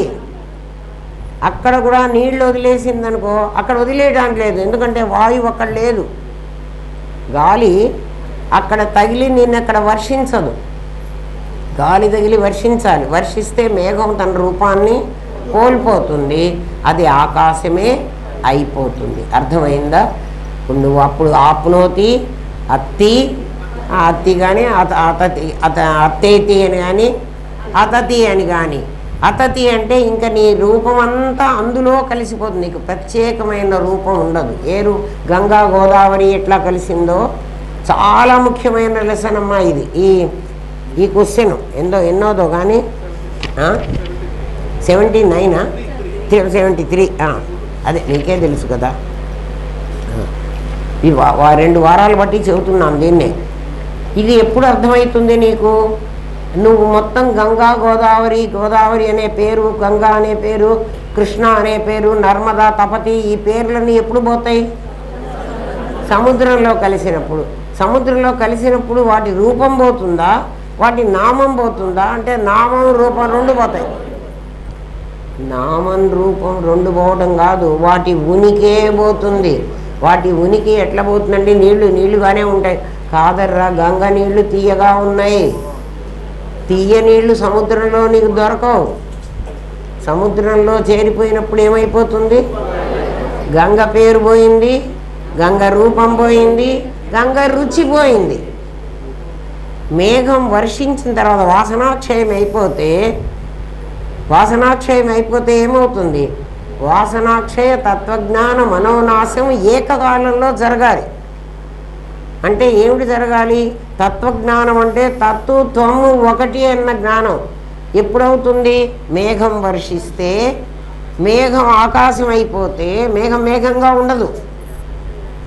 అర్థమవుతుందా అమ్మా? ఇంకా సాధన ఇంతకంటే సాధన కష్టమేముందర్రా? మిమ్మల్ని మీరు అప్లై చేసుకోండి, మీ ల్యాబ్లో మీరు ఎక్స్పెరిమెంట్ చేయండి. చేయడమే సాధన, చేస్తే మీకే అర్థమవుతుంది, కానీ చెయ్యరు. ఎందుకు అంటే మమ మాయా దురత్యయ మామేవయే ప్రపద్యంతే మాయామేతాంతరంతి తే. నా మాయ సత్వరజస్తమో గుణ రూపమై నీ మీద పడి ఉన్నదిరా. ఏ పని చేద్దామన్నా ఏం చేస్తానులే, రేపు చేద్దాంలే, తర్వాత చేద్దాంలే, జో కల్ కర్నా సో అజ్ కర్లే, జో అజ్ కర్నా సో అబ్ కర్లే, సో అబ్ కర్నా ఓ అభీ కర్లే. ఇప్పుడే చెయ్యి. మనం చెయ్యం. మనలో ఎప్పుడైనా ఏ పన్నా చేస్తామన్నప్పుడు చేద్దాంలే అని కానీ తర్వాత చేద్దామని కానీ అనిపించిందంటే తమస్సు మళ్ళీ నా మీద పనిచేస్తోంది, నేను తొందరగా చెయ్యలేకపోతున్నానంటే తమస్సు నా శరీరం మీద బాగా పనిచేసింది, అందుకనే ఇది పడుకుందామంటోంది, ఇది కూర్చుందామంట. రెస్ట్ తీసుకోండమ్మా. ఎందుకు రెస్ట్? పోతే పోవే, ఉంటే ఉండు అని ఎందుకనలేరు? దీని మీద నాకు చాలా ప్రేమ. అర్థమైందా? మేఘం ఎప్పుడైతే వదిలేస్తుందో, తత్వజ్ఞానం అంటే ఏమిటి? ఆకాశము మేఘము అని రెండు రూపాలు నాకు కనపడుతున్నాయి. ఎప్పుడు? నీళ్ళు ఉన్నప్పుడు. ఎందుకురా ఇంత ఇది కూడా చెప్పలేరు? ఏమిటి అట్లనే కూర్చున్నారు మొద్దుల్లాగా? మేఘానికి రూపం ఎప్పుడు ఉంటుంది? నీళ్లు ఉన్నప్పుడు ఉంటుంది. నీళ్ళు వదిలేస్తే అసలు మేఘం లేదు కదా, మేఘం ఇంకా ఉండదు. మేఘం ఉండకపోతే మేఘం జీవుడు అనుకో, అంటే నువ్వు అనుకో అంటున్నాను కదా. ఆకాశం పరమాత్మ అనుకో, ఆ పరమాత్మలో ఈ జీవాత్మ ఇట్లా తిరుగుతున్నది, ఆకారం పొంది. ఇది వాసన వదిలేస్తే ఇది అందులో కలిసే ఉంటుంది, ఇది వేరే కలపక్కర్లే. అప్పుడు తత్తు త్వమసి. ఏది తత్తు? ఆకాశం తత్తు, మేఘం త్వము. అందుకే నువ్వు అనుకో అంటున్నాను. ఏమైపోయింది? అర్థమైందా? నీ రూపం అప్పుడు మేఘానికి ఇందాక రకరకాలైన రూపాలు వచ్చినాయి. అంటే ఆకాశంలోనూ చూస్తుంటే అది వేరే వేరేగా నీకు కనపడుతూ ఉంటుంది. సింహంలాగా కనపడుతుంది, ఏనుగులాగా కనపడుతుంది, చెట్టులాగా కనపడుతుంది. అసలు అంతవరకు ఎందుకరా? చంద్రుల్లో మా చిన్నపిల్లలప్పుడు చెప్పేవాళ్ళు, చంద్రుల్లో ఒక చెట్టు ఉంది, ఆ చెట్టు కింద ఓ ముసలమ్మ కూర్చుంది కదా.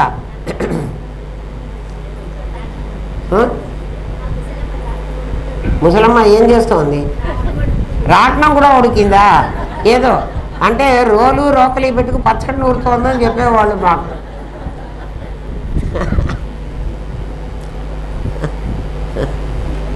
ఏమో పెద్దవాళ్ళు మనకి ఎట్లా కొట్లా బోధ చేద్దామని. రాట్నం ఉడకదే, పచ్చడే నూరుతుంది, పచ్చడి నూరడమే కరెక్ట్. మాకు చిన్నప్పుడు అట్లాగే చెప్పేవాళ్ళు.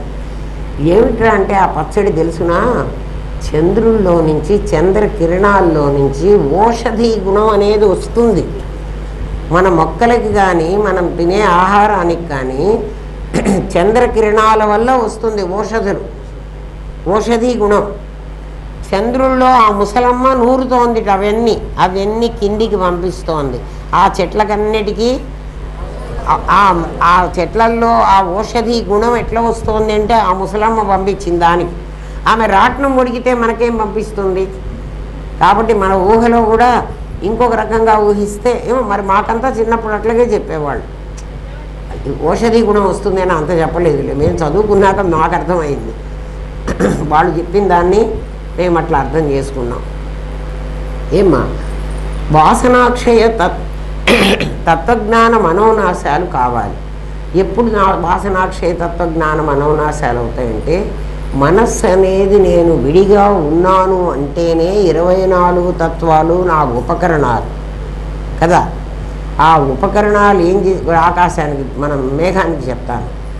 మేఘం ఆవిరి అయినప్పుడు దానికి ఒక ఆకారం లేదు, ఆవిరి ఆకారమే నిలువుగా పైకి వెళ్ళిపోతూ ఉంటుంది. మనకి సముద్రపు ఒడ్డున కనుక వెళ్ళి కూర్చొని చూసినట్లయితే మీకు కనపడుతూ కూడా ఉంటాయి ఆ పైకి వెళ్ళేటువంటి ఆవిరి. అది పైకి వెళ్ళిన తర్వాత నీళ్ళన్నీ దాంట్లో పెట్టుకుంది కదా, దానివల్ల దానికి ఆకారం వస్తుంది. ఆ ఆకారం వచ్చి ఆకాశంలో తిరుగుతూ ఉంటుంది. ఎప్పుడైతే వర్షించిందో మేఘం లేకుండా పోయింది. మేఘం లేకుండా పోయే స్థితి కూడా మీరు చూడొచ్చు. అప్పుడప్పుడు వర్షం వచ్చేటప్పుడు ఒక నల్లటి మేఘం ఇక్కడి దాకా వస్తుంది చూడండి, మనకి దగ్గరికి వస్తుంది.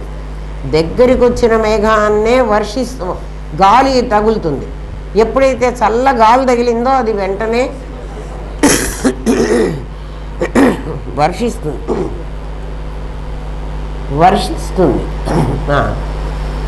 అది ఎలా వస్తుంది అంటే, ఒక ఐస్బర్గ్ తీసి ఐస్ మన ఫ్రీజర్లో ఉన్న ఐస్ తీసి దగ్గర పెట్టుకోండి.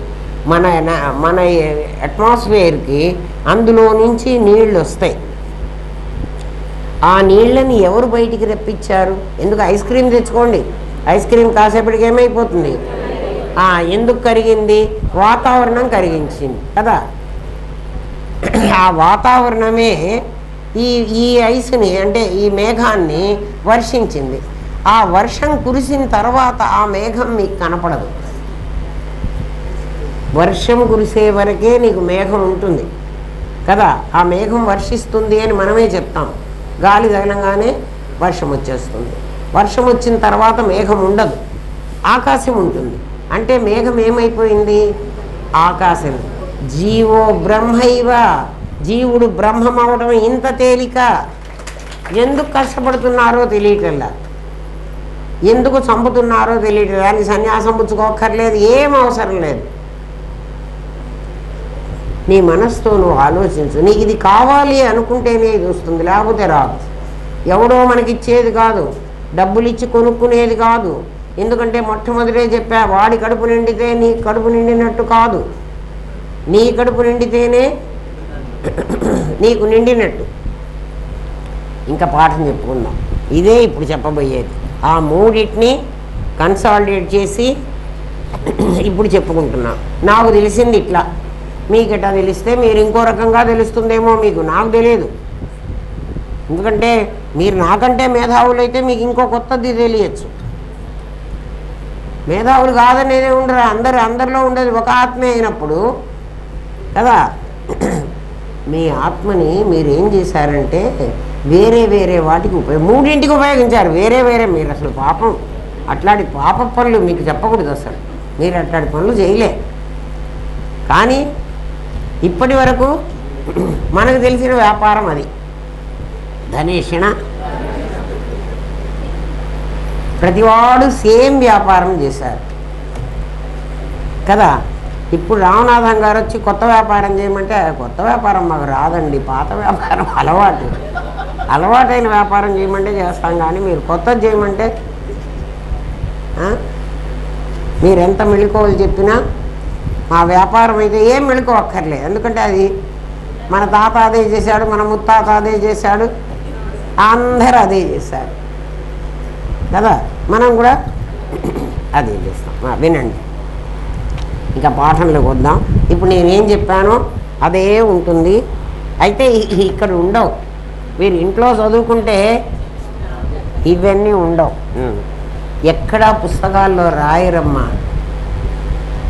మరి ఎట్లా తెలుస్తుంది అంటే, ఎవడి గురువు వాడికి చెప్తున్నప్పుడు వాడికే శ్రవణం, మననం, నిధి, ధ్యాస అన్నీ వాడికే తెలియాలి కదా.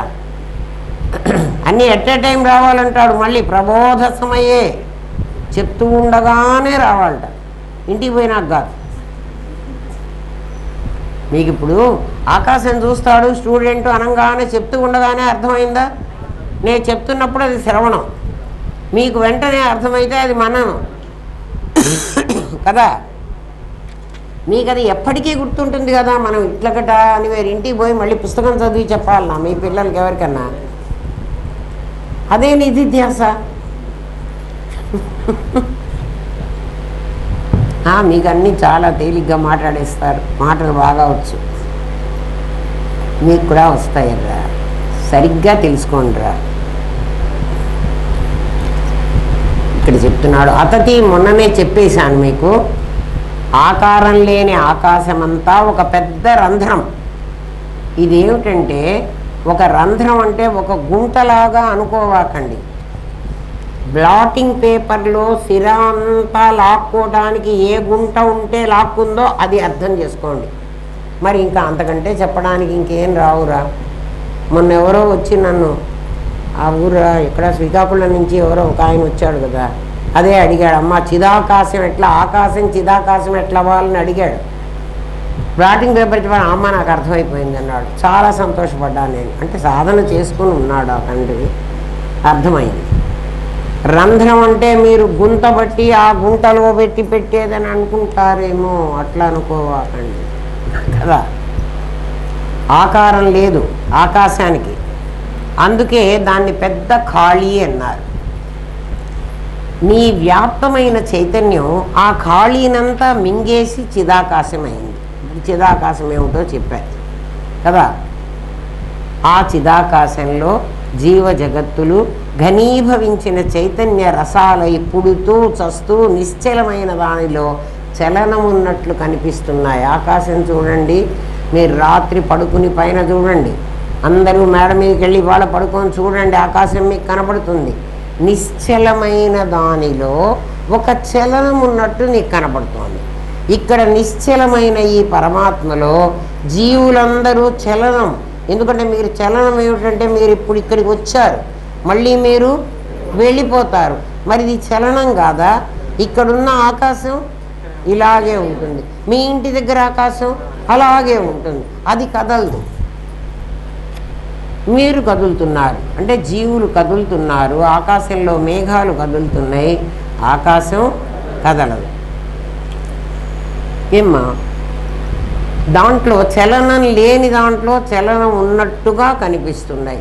ఇంకా మీరు బ్లాటింగ్ పేపర్ తీసుకుంటే మీరు ఇంకు ఇక్కడ కాస్త పారబోయండి, సిరా బ్లాటింగ్ పేపర్ ఇక్కడ పెట్టండి, అది మెల్లగా లాగుతూ ఉంటుంది. చూడండి, అది లోపలికి ఎవరు పంపిస్తున్నారు, అదే పోతున్నది కదా. ఏమక్కర్లే, మీరు రోజు అలుకు చుట్ట ఉంటుంది చూడండి, ఆరేసారు అలుకుబట్ట, ఈ అలుకుబట్ట నీళ్ళ మీద పడేయండి. అది ఇప్పుడు దానిలో ఖాళీ లేకపోతే ఆ నీళ్ళని ఎట్లా లాక్కుంటున్నది? దాంట్లో ఖాళీ ఎట్లా ఉందో ఈ ఆకాశంలో ఖాళీ అట్లా ఉంది. ఈ మేఘాలు దాంట్లో అట్లా తిరుగుతున్నాయి. అలుకుపట్టే పాఠం చెబుతుంది, మీకు ఏదైనా చెప్తుందరా, మీకు తెలిస్తే ఇది చెప్తుంది అది చెప్పదని లేదు. అందుకే దృష్టి జ్ఞానమయం కృత్వ పశ్యేత్ బ్రహ్మమయం జగత్. నీ దృష్టిని జ్ఞానమయం చేసుకుంటే నువ్వు ఎక్కడ చూస్తే అక్కడ నీకు పరమాత్మే కనిపిస్తాడు. పరమాత్మే కనిపిస్తాడు అందామా. ఊర్ధ్వమూలమధశాఖం అశ్వత్థం ప్రాహురవ్యయం ఛందాంసి యస్య పర్ణాని యస్తం వేద స వేదవిత్ అని చెప్పింది. శ్లోకం అందరికి వస్తుందండి, శ్లోక అర్థం ఎవ్వడికి రాదు. వచ్చని అనుకుంటారు. ఏమనుకుంటామంటే ఊర్ధ్వమూలం అధశాఖం, ఒక చెట్టు అట్లా వేళ్ళు పైకుండి చెట్టంతా కిందికుండి ఆకులన్నీ వచ్చినాయి. ఆకులు ఏం చెప్తాయి? ఛందాంసి యస్య పర్ణాని, దాని ఆకులన్నీ వేదం బోధిస్తున్నాయి అని అంటాయి. వేదం బోధించటల్లా దాని ఆకులు ఏం చెప్తున్నాయంటే ఆకులు దాని రూపాన్ని చెప్తున్నాయి. ఎట్లా చెప్తాయి? మనం అన్ని విత్తనాలు వేసేసిపోదాం, ఒక 10 రోజులకి మొక్కలు మొలుస్తాయి. వాటిల్లో రెండు ఆకులు అయితే తెలియవు, ఒక 3 ఆకులు 4 ఆకులు రావాలి. అంటే కొంచెం దాని ఒరిజినల్ మొదట 2 ఆకులు ఇట్లనే వస్తాయి కదా, తర్వాత వచ్చే ఆకు దాని ఒరిజినల్ ఆకులు వస్తాయి. అంటే కాకరాకైతే ఇట్లా వంకరగా ఉంటుంది. తర్వాత మీకు కొన్ని ఆకులు ఇట్లా ఉండి ఇట్లా ఆకారంగా వస్తాయి, రావి ఆకులు, అవి రకరకాల ఆకారాలు వస్తాయి. ఈ ఆకు ఏం చెప్తోందంటే అది ఏ చెట్టు ఆకో చెప్తోంది. ఛందాంసి యస్య పర్ణాని, దాని ఆకులు చూసి దాని రూపాన్ని నువ్వు కనుక్కో. ఇక్కడ దీని ఆకులు చూసి దీని రూపాన్ని కనుక్కో. దీనికి ఊర్ధ్వమూలం అధశాఖం. మనం అందరం ఎట్లా నడుస్తామండి? కాళ్ళు కిందికి పెట్టి తల పైకి పెట్టి నడుస్తాం, అవునా కాదా? మనం పుట్టినప్పుడు ఎట్లా పుట్టామండి? తల ముందుకొచ్చి కాళ్ళు తల్లి కడుపులోకే ఉన్నాయి. మనం పుట్టింది ఎట్లా అంటే తలకిందులుగా పుట్టాం. తలకిందులుగానే పుట్టాం కదా. ఆలోచించండి, మనం పుట్టింది అందరూ తల్లి, ఎవరో ఒక 1 or 2 కాళ్ళు ముందొస్తాయి కానీ అందరం తలకాయే ముందొచ్చి పుట్టాం కదా. చిదగ్నికుండ సంభూత దేవకార్య సముద్యత. ఈ దేవతల పనులు చేయటం కోసం. దేవతలు ఎవరండి? నా కంటికి ఒక దేవత, నా చెవికి ఒక దేవత, మస్తు దేవతలు ఉన్నారు నా ఒంటి నిండా. నిన్న ఆయన చెప్పలే, శిలాన్యాసం మనం ధాన్యాగారంలో న్యాసం చేసేటప్పుడు ఆ రాముణ్ణి వాళ్ళని పెట్టేటప్పుడు ఆ మంత్రం చెప్పాడు చూడు. ఎంతమంది దేవతలో మన శరీరం మీద ఆవహించారు. అవన్నీ ఆ విగ్రహానికి ఆవహిస్తూ వాడు కూర్చోబెట్టి దానికి తగిలిచ్చి పెట్టమన్నాడు. చూసారా? మేము అక్కడెక్కడ చూసామండి. అక్కడ ఫెసిలిటీస్ ఏమున్నాయి? మనం ఏం తింటున్నామో, మనం టిఫిన్ తిన్నామా, మనం భోజనం చేసామా, మనం అందుకు కదా మనం పోయింది. మన ఆలోచన అది. అందుకే బాగా తిట్టాలనిపిస్తుంది నాకు. కానీ తిట్టినా కూడా ఏం లాభం లేదు. అమ్మగారు ఊరికే తిడతా. ఊర్ధ్వమూలం అధశాఖం అశ్వత్థం. అధశాఖం చేతులన్నీ యువతులు కిందకు వస్తున్నాయి చూడండి. తల్లి గర్భంలోంచి నేను బయటకు వస్తున్నా. తల మాత్రమే ముందొచ్చింది, తర్వాత చేతులు వచ్చినాయి, ఆ తర్వాత కాళ్ళు వచ్చినాయి. అశ్వత్థం, రేపు అనేది ఉండంది, చెట్టు పుడుతున్నది. స్వ అంటే రేపు, అశ్వత్థం రేపు ఉండదు. రేపు ఉంటానని చెప్పడానికి వీలు లేదు. రేపు ఉంటుందో ఇది పోతుందో. ఇది అవ్యయం, ఇది వ్యయం కానటువంటిది, ఖర్చు కాదుట, ఉంటూనే ఉంటుందిట. ఛందాంసి యస్య పర్ణాని, దాని ఆకులు దాని మూలాన్ని పట్టిస్తున్నాయి. దాని మూలం అంటే ఏమిటి? దాని ఒరిజినాలిటీని మనకు తెలియజేస్తాయి. దీని ఆకులు, దీని మూలం ఏమిటంటే నేను ఆత్మని అని నీకు తెలియజేయడానికి ఇవన్నీ వచ్చినాయి. కానీ వీటినన్నిటినీ మనం బహిర్ముఖం చేసి హాయిగా 3 అనుభవించడానికి వాడుకుంటున్నాం. ఈ 3 నిన్ను సంసారంలో మళ్ళీ మళ్ళీ పడేస్తున్నాయి. ఎందుకంటే మళ్ళీ మళ్ళీ పడేస్తాయి అంటే, కాదురా, నువ్వు తీసుకొచ్చి నీ భార్యకో నీ కొడుక్కో తిండి పెట్టావు. తిండి పెట్టడం కోసం నువ్వేదో మోసం చేసావో, అన్యాయం చేసావో, అక్రమాలు చేసావో, అబద్ధాలు ఆడావో, ఏం చేసావో మొత్తానికి తీసుకొచ్చి వాళ్ళకి పెట్టావు కదా. నువ్వు కూడా తిన్నావులే. ఇప్పుడు వాళ్ళు, ఆ జీవుడు తిన్నాడు కదా, మళ్ళీ వాడు నీకు బాకీ తీర్చుకోవాలి కదా. వాడు బాకీ తీర్చుకోవడానికి మళ్ళీ వచ్చే జన్మ వాడే. మళ్ళీ పూర్వజన్మని యా విద్య యా పత్ని యద్ధనం అగ్రే ధావతి నిన్ను ఇంకా ముందుకు లాక్కబోతుంది. ఇప్పుడు ఎవరెవరికి పెట్టావో మళ్ళీ వాళ్ళతో అంతా పెట్టించుకొని, ఎందుకంటే ఉద్దరికి ఎవరైనా పెడతారేమిరా, మళ్ళీ పెట్టించుకో. ఇస్తున్నమ్మ వాయనం, కూర్చుకుంటే వాయనం. వాయనం ఇస్తే సరిపోలే, పుచ్చుకోవాలి. అట్లా ఏం జరుగుతుంది? అగ్రే ధావతి నిన్ను ఇంకా ముందుకు పరిగెత్తిస్తోంది. అంతర్ముఖ సమారాధ్య, లోపలికి వెళితే ఏం తెలుస్తుంది? ఛందాంసి యస్య పర్ణాని, నీ ఇంద్రియాలే. నా ఇంద్రియాలెవరు? నీ మనస్సే నీకు పరమాత్మని గురించి చెప్తుంది. ఇందాక చెప్పదన్నారు కదండి, ఇప్పుడు చెప్తుంది అంటున్నారు కదండి. నా మనస్సే. ఏ మనస్సు చెప్తుంది? కరెంటు కూడా చేరినటువంటి మనస్సు చెప్తుంది, బయటికి తిరిగే మనస్సు చెప్పదు. అర్థమవుతుందా? ఏమ్మా, పరమాత్మ అందుకే ఏం చెప్పాడంటే, ఒరేయ్ ఇవన్నీ ఉన్నాయి అనుకుంటున్నావు, విభూతి యోగం, విభూతిలో వినండి. ఆదిత్యానాం అహం, 12 ఆదిత్యులు ఉన్నారంటారు. ఆ ఆదిత్యులలో నేను విష్ణు అనేవాణ్ణి. విష్ణు అంటే శంఖచక్రాలు పెట్టుకున్నవాడు కాదు. విష్ణు అంటే వ్యాపకమైన వాడు. వ్యాపకమైన వాడు అంటే ఆప్నోతి, అది వాడు. అంటే వాడు ఎట్లా ఉంటాడు, వెంటనే వాడు ఎట్లా ఉంటాడు అంటే ఆకాశమే అని గుర్తు రావాలి మనకి. ఆకాశంలాగే ఉంటాడు. ఆకాశంలాగా కాదు, గగన సదృశం కదా. అచ్చ ఆకాశం మళ్ళీ విష్ణువు అనవాకండి. చిదాకాశం విష్ణువు.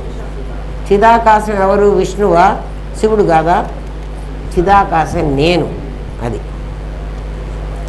అందుకని విభూతి యోగంలో, విభూతి యోగం అని ఉంది మనకు భగవద్గీతలో. దాంట్లో ఏమంటాడంటే నేనే చంద్రుణ్ణి, నేనే సూర్యుణ్ణి, నేనే మరుతును, నేనే ఆదిత్యుణ్ణి, నేనే నక్షత్రాల్లో శశిని చంద్రుణ్ణి అని చెప్పేశాడు. మహర్షులలో భృగు నేనే. ఏమ్మా దాంట్లో ఏకాక్షరమైన ఓమిత్యేకాక్షరం, ఆ అక్షరాన్ని నేనే. యజ్ఞాల్లో జపయజ్ఞం నేనే, స్థావరాల్లో హిమాలయం నేనే. నేనే హిమాలయం, నేనే పసిఫిక్ అంటాడు. నువ్వు పసిఫిక్ హిమాలయం ఏమిట్రా అంటే పసిఫిక్ హిమాలయం అనేవి వేరే ఆకారాలరా, నీ మేఘాలు పొందిన ఆకారాలన్నీ నేనే అంటాడు. అంటే నేను మేఘాన్ని, నేను ఆకారాన్ని. మేఘంలో రకరకాల ఆకారాలు కనపడతాయి, మీరు చూడండి. ఆ ఆకారం నేనే. అందుకని నేను ఆ ఆకారం అంటున్నానంటే అది పర్మనెంట్గా ఉండదు, అది పోతూ ఉంటుంది, మాయమైపోతూ ఉంటుంది. ఆకారం నేనే అని చెప్తున్నాడు. అంటే అన్నీ నేనే అన్నాడంటే పరమాత్మ బంగారం అంటోంది, కాసుల పేరు నేనే, వడ్డాణం నేనే, గాజు నేనే, ఉంగరం నేనే.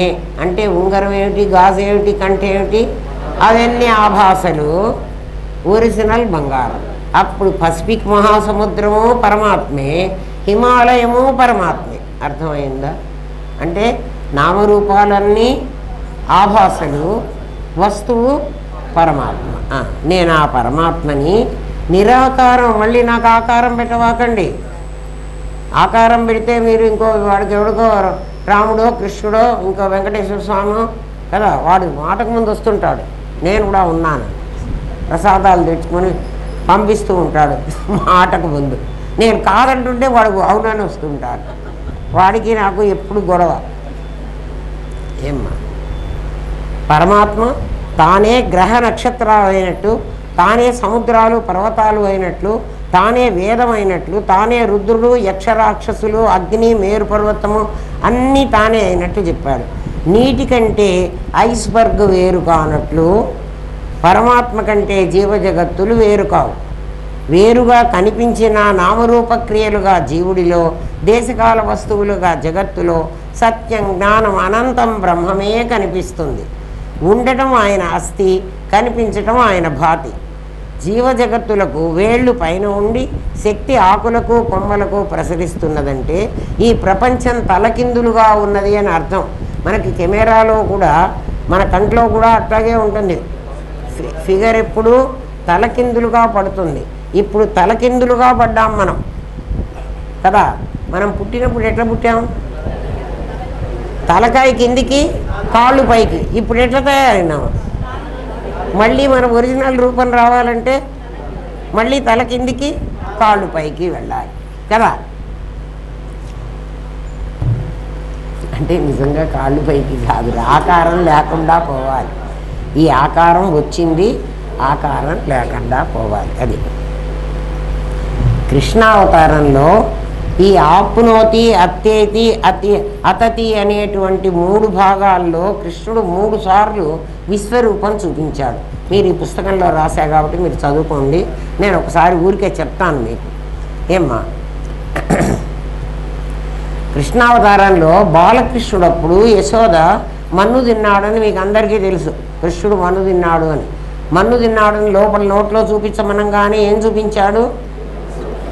కలయో వైష్ణవమాయయో ఇతర సంకల్పార్థమో సత్యమో తలపన్నేరక ఉన్నదానన యశోదాదేవి కానో పరస్థలమో బాలకుడెంత ఈతని ముఖస్తంభై అజాండంబు ప్రజ్వలమయ్యుండుటకేమి హేతువో మహాశ్చర్యంబు చింతింపగన్ అంటుంది యశోద.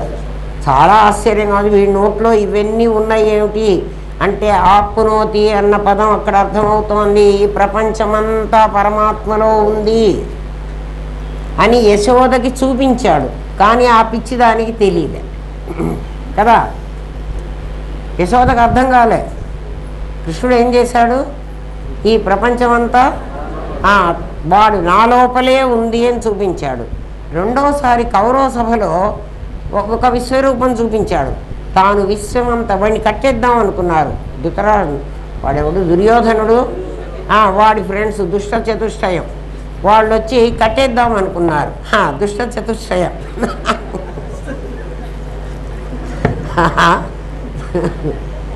వాళ్ళు కట్టేద్దామనుకుంటే కృష్ణుడు అంత వ్యాపించాట.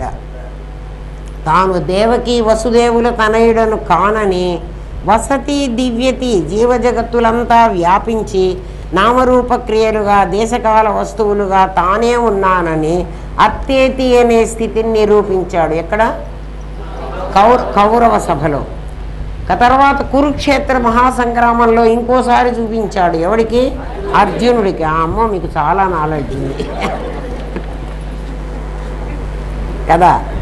అర్జునుడికి చూపించాడు కురుక్షేత్ర మహాసంగ్రామంలో.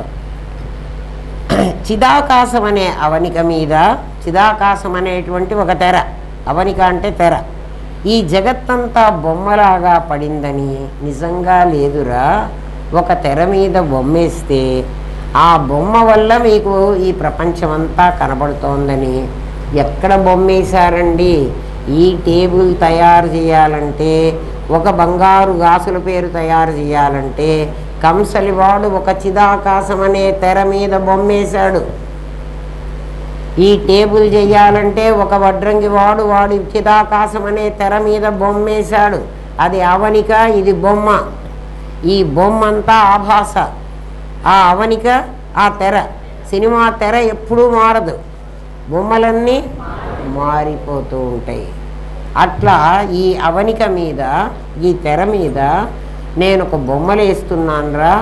ఆ బొమ్మల్లో ఒకసారి ఉన్న బొమ్మలన్నీ ఈ కురుక్షేత్ర సంగ్రామంలో అటు ఇటు నుంచున్నటువంటి వాళ్ళు. ఆ తర్వాత ఏమైపోతోంది, మళ్ళీ నెక్స్ట్ సీన్లో మీకు సినిమాలో చూపిస్తుంటాడు, ఒకటి నోట్లోకి వీళ్ళందరూ పోతుంటారు, మళ్ళీ ఇంకో నోట్లోంచి బయటికి వస్తుంటారు. మరి వీళ్ళు సచ్చారందామా పుట్టారందామా? వీళ్ళు గుట్టలే చావలే, బొమ్మలు వేసుకుంటూ పోతే ఆ బొమ్మలన్నీ నిజమా? నేను మన వాళ్ళని రాణి అని ఒక పిల్ల ఉండేది మనకు వేదాంతంలో, ఒక అమ్మాయి ఉండేది, దానికి ఈ చెస్ట్ అంతా ఇట్లా వచ్చి ఓ పుట్టిగా ఉండేది, రాణి అని ఒక అమ్మాయి. ఏమ్మా, నా గాజులు డిజైన్ కూడా అదే చెప్పింది ఆ పిల్ల. నేను గాజులు చేయించుకుంటానంటే అమ్మ ఈ గాజులు చేయించుకోండి అని ఎప్పుడు ఆ అమ్మాయి గుర్తుగా నేను అనుకుంటూ ఉంటా. అసలు నా గాజులు ఏం కావంటే మీ గాజులన్నీ అరిగిపోతాయి, ఏవో అవుతాయి. నా గాజులు ఎప్పుడు ఇట్లాగే ఉంటాయి. ఎప్పుడో ఆ అమ్మాయి ఒక 30 ఏళ్ల కిందట ఉందేమో. ఏమ్మా, 30 years బ్యాక్, ఇంకా ముందో నాకు గుర్తు లేదు. ఒక పాప ఉండేది, అది ఒక బొమ్మ వేసింది. ఈ పాఠమే చెప్తున్నప్పుడు వేదాంత పంచదశ ఎప్పుడు ఈ పాఠం చెప్పాను నేను. చెప్తున్నప్పుడు ఆ బొమ్మ వేసింది. ఏమిటంటే ఆ బొమ్మ మన దగ్గర ఇక్కడ లేదు, మీరు ఊహించుకోండి. మన దగ్గర ఉంది, నేను అది తెచ్చి మీకు చూపిస్తా. ఒక నదిలాగా వేస్తారు, అది నది కాదు. ఆ నది పక్కన పచ్చిగా మొక్కలు, చిన్న ఇంతంత మొక్కలు ఉంటాయి. అవి మొక్కలు కావు, కానీ అవే వేస్తారు. దాని తర్వాత కొండలు ఉంటాయి. ఆ కొండల్లో సూర్యుడు ఉదయిస్తూ ఉంటాడు. ఆ పక్కన పెద్ద పెద్ద వృక్షాలు ఉంటాయి, వాటి మీద పిట్టలు ఉంటాయి.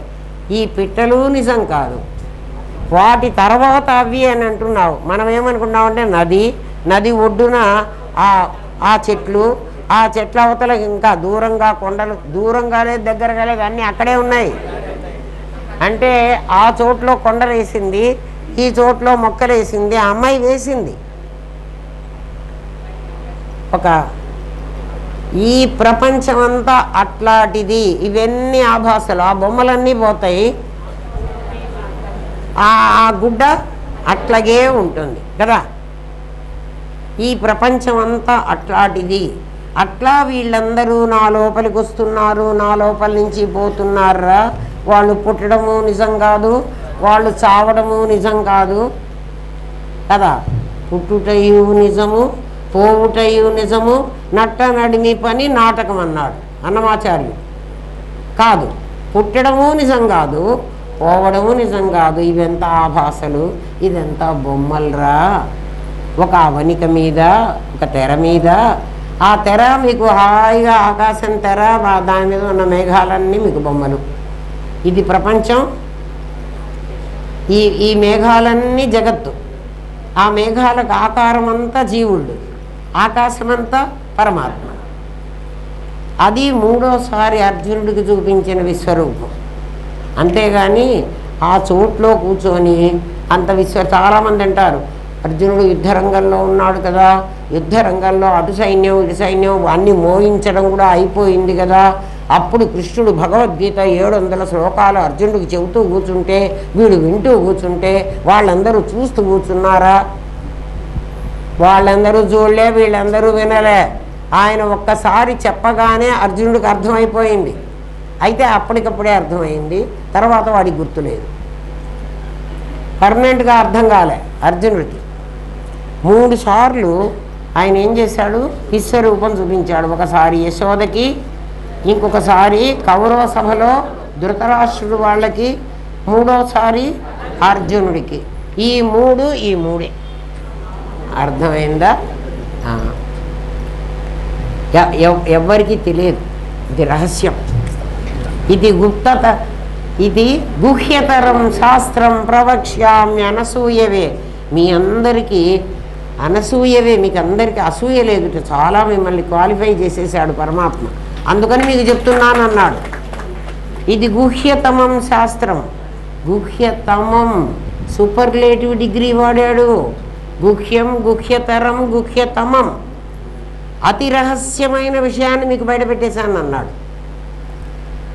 ఎందుకని పెడుతున్నావయ్యా? అనసూయవే. అర్జున, నువ్వు మా అత్త కొడుకు అని చెప్పడం లేదు కదా. అత్త కొడుకు అయితే కౌంటేయ అనేవాడు కదా, అనలే. అర్జున అనేవాడు. భారతిరా, నువ్వు నేర్చుకోవాలని కోరికుంది, అట్లేం చెప్పలే. నీకు అసూయ లేదని నాకు అర్థమైంది.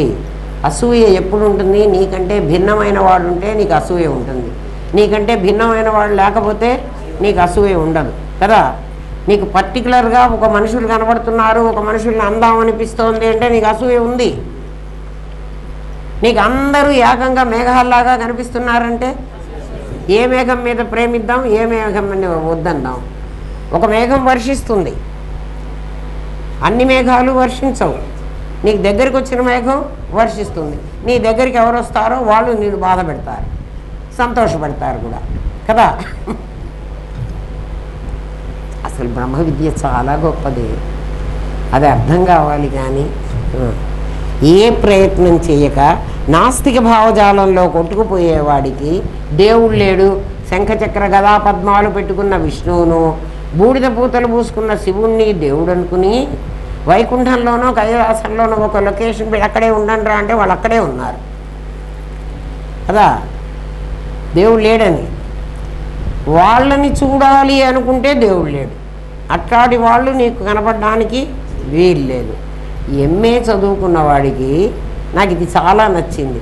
10th class syllabus, inter syllabus, degree syllabus ఎలా మెర్జ్ అయ్యి ఉంటాయో, ఎంఏ చదివేవాడికి ఆ సిలబస్లన్నీ అందులో మెర్జ్ అయ్యి ఉంటాయి, కలిసి ఉంటాయి. అలాగే అద్వైతం తెలిసిన వాడికి కర్మ, ఉపాసన, భక్తి, యజ్ఞయాగాదులు అందులో మెర్జ్ అయ్యి ఉంటాయి. 73 క్వశ్చన్ అయిపోయిందర్రా. పరమాత్మ లక్షణాలు నిరాకారమైన వాడిని ఎలా కనుక్కోవాలి అని కదా. నువ్వు నిరాకారమైతే వాడిని కనుక్కోవచ్చు. ఓం తత్సత్. 10 నిమిషాలు ఎక్కువ తీసుకున్నాం ఈ టైం. ఓం తత్సత్. స్వస్తి ప్రజాభ్య పరిపాలయంతాన్యాయేన మార్గేణ మహిన్మహేష. గో బ్రాహ్మణేభ్య శుభమస్తు. నిత్యం లోకా సమస్తా సుఖినో భవంతు. ఓం పూర్ణమదః పూర్ణమిదం పూర్ణాత్ పూర్ణముదచ్యతే. పూర్ణస్య పూర్ణమాదాయ పూర్ణమేవావశిష్యతే. ఓం శాంతి శాంతి శాంతి.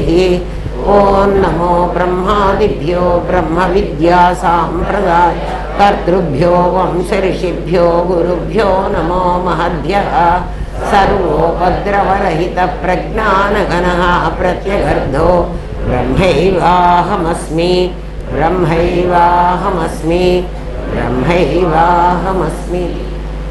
మనకు తెలియదు, కానీ మన లోపల ఉన్న ఆత్మ జీవుడు జీవుడు అంటున్నవాడు ఆ పరమాత్మే. కాబట్టి మనకెవ్వరికి చెప్పకుండా మీరు పరీక్ష రాసేటప్పుడు ఆకాశం చూసారా? ఎవరు చెప్పారు ఆకాశం చూస్తే మీకు జ్ఞాపకం వస్తుందని? ఎవ్వడు చెప్పలే. అంటే మీలో వాడు చాలా ఇంటెలిజెంట్ పీపుల్ ఉన్నారు మీరు అంటాం. మీరేమో వాడిని మూసిపెట్టి బ్యాక్గ్రౌండ్కి పంపించి ఈ విధవని బయటికి లాక్కొచ్చి, ఎవడా విధవ మూడింటిని పెట్టుకుని ఆడేవాడు, వాడిని బయటికి తీసుకొచ్చి ఓ జీవుడినో జీవుడు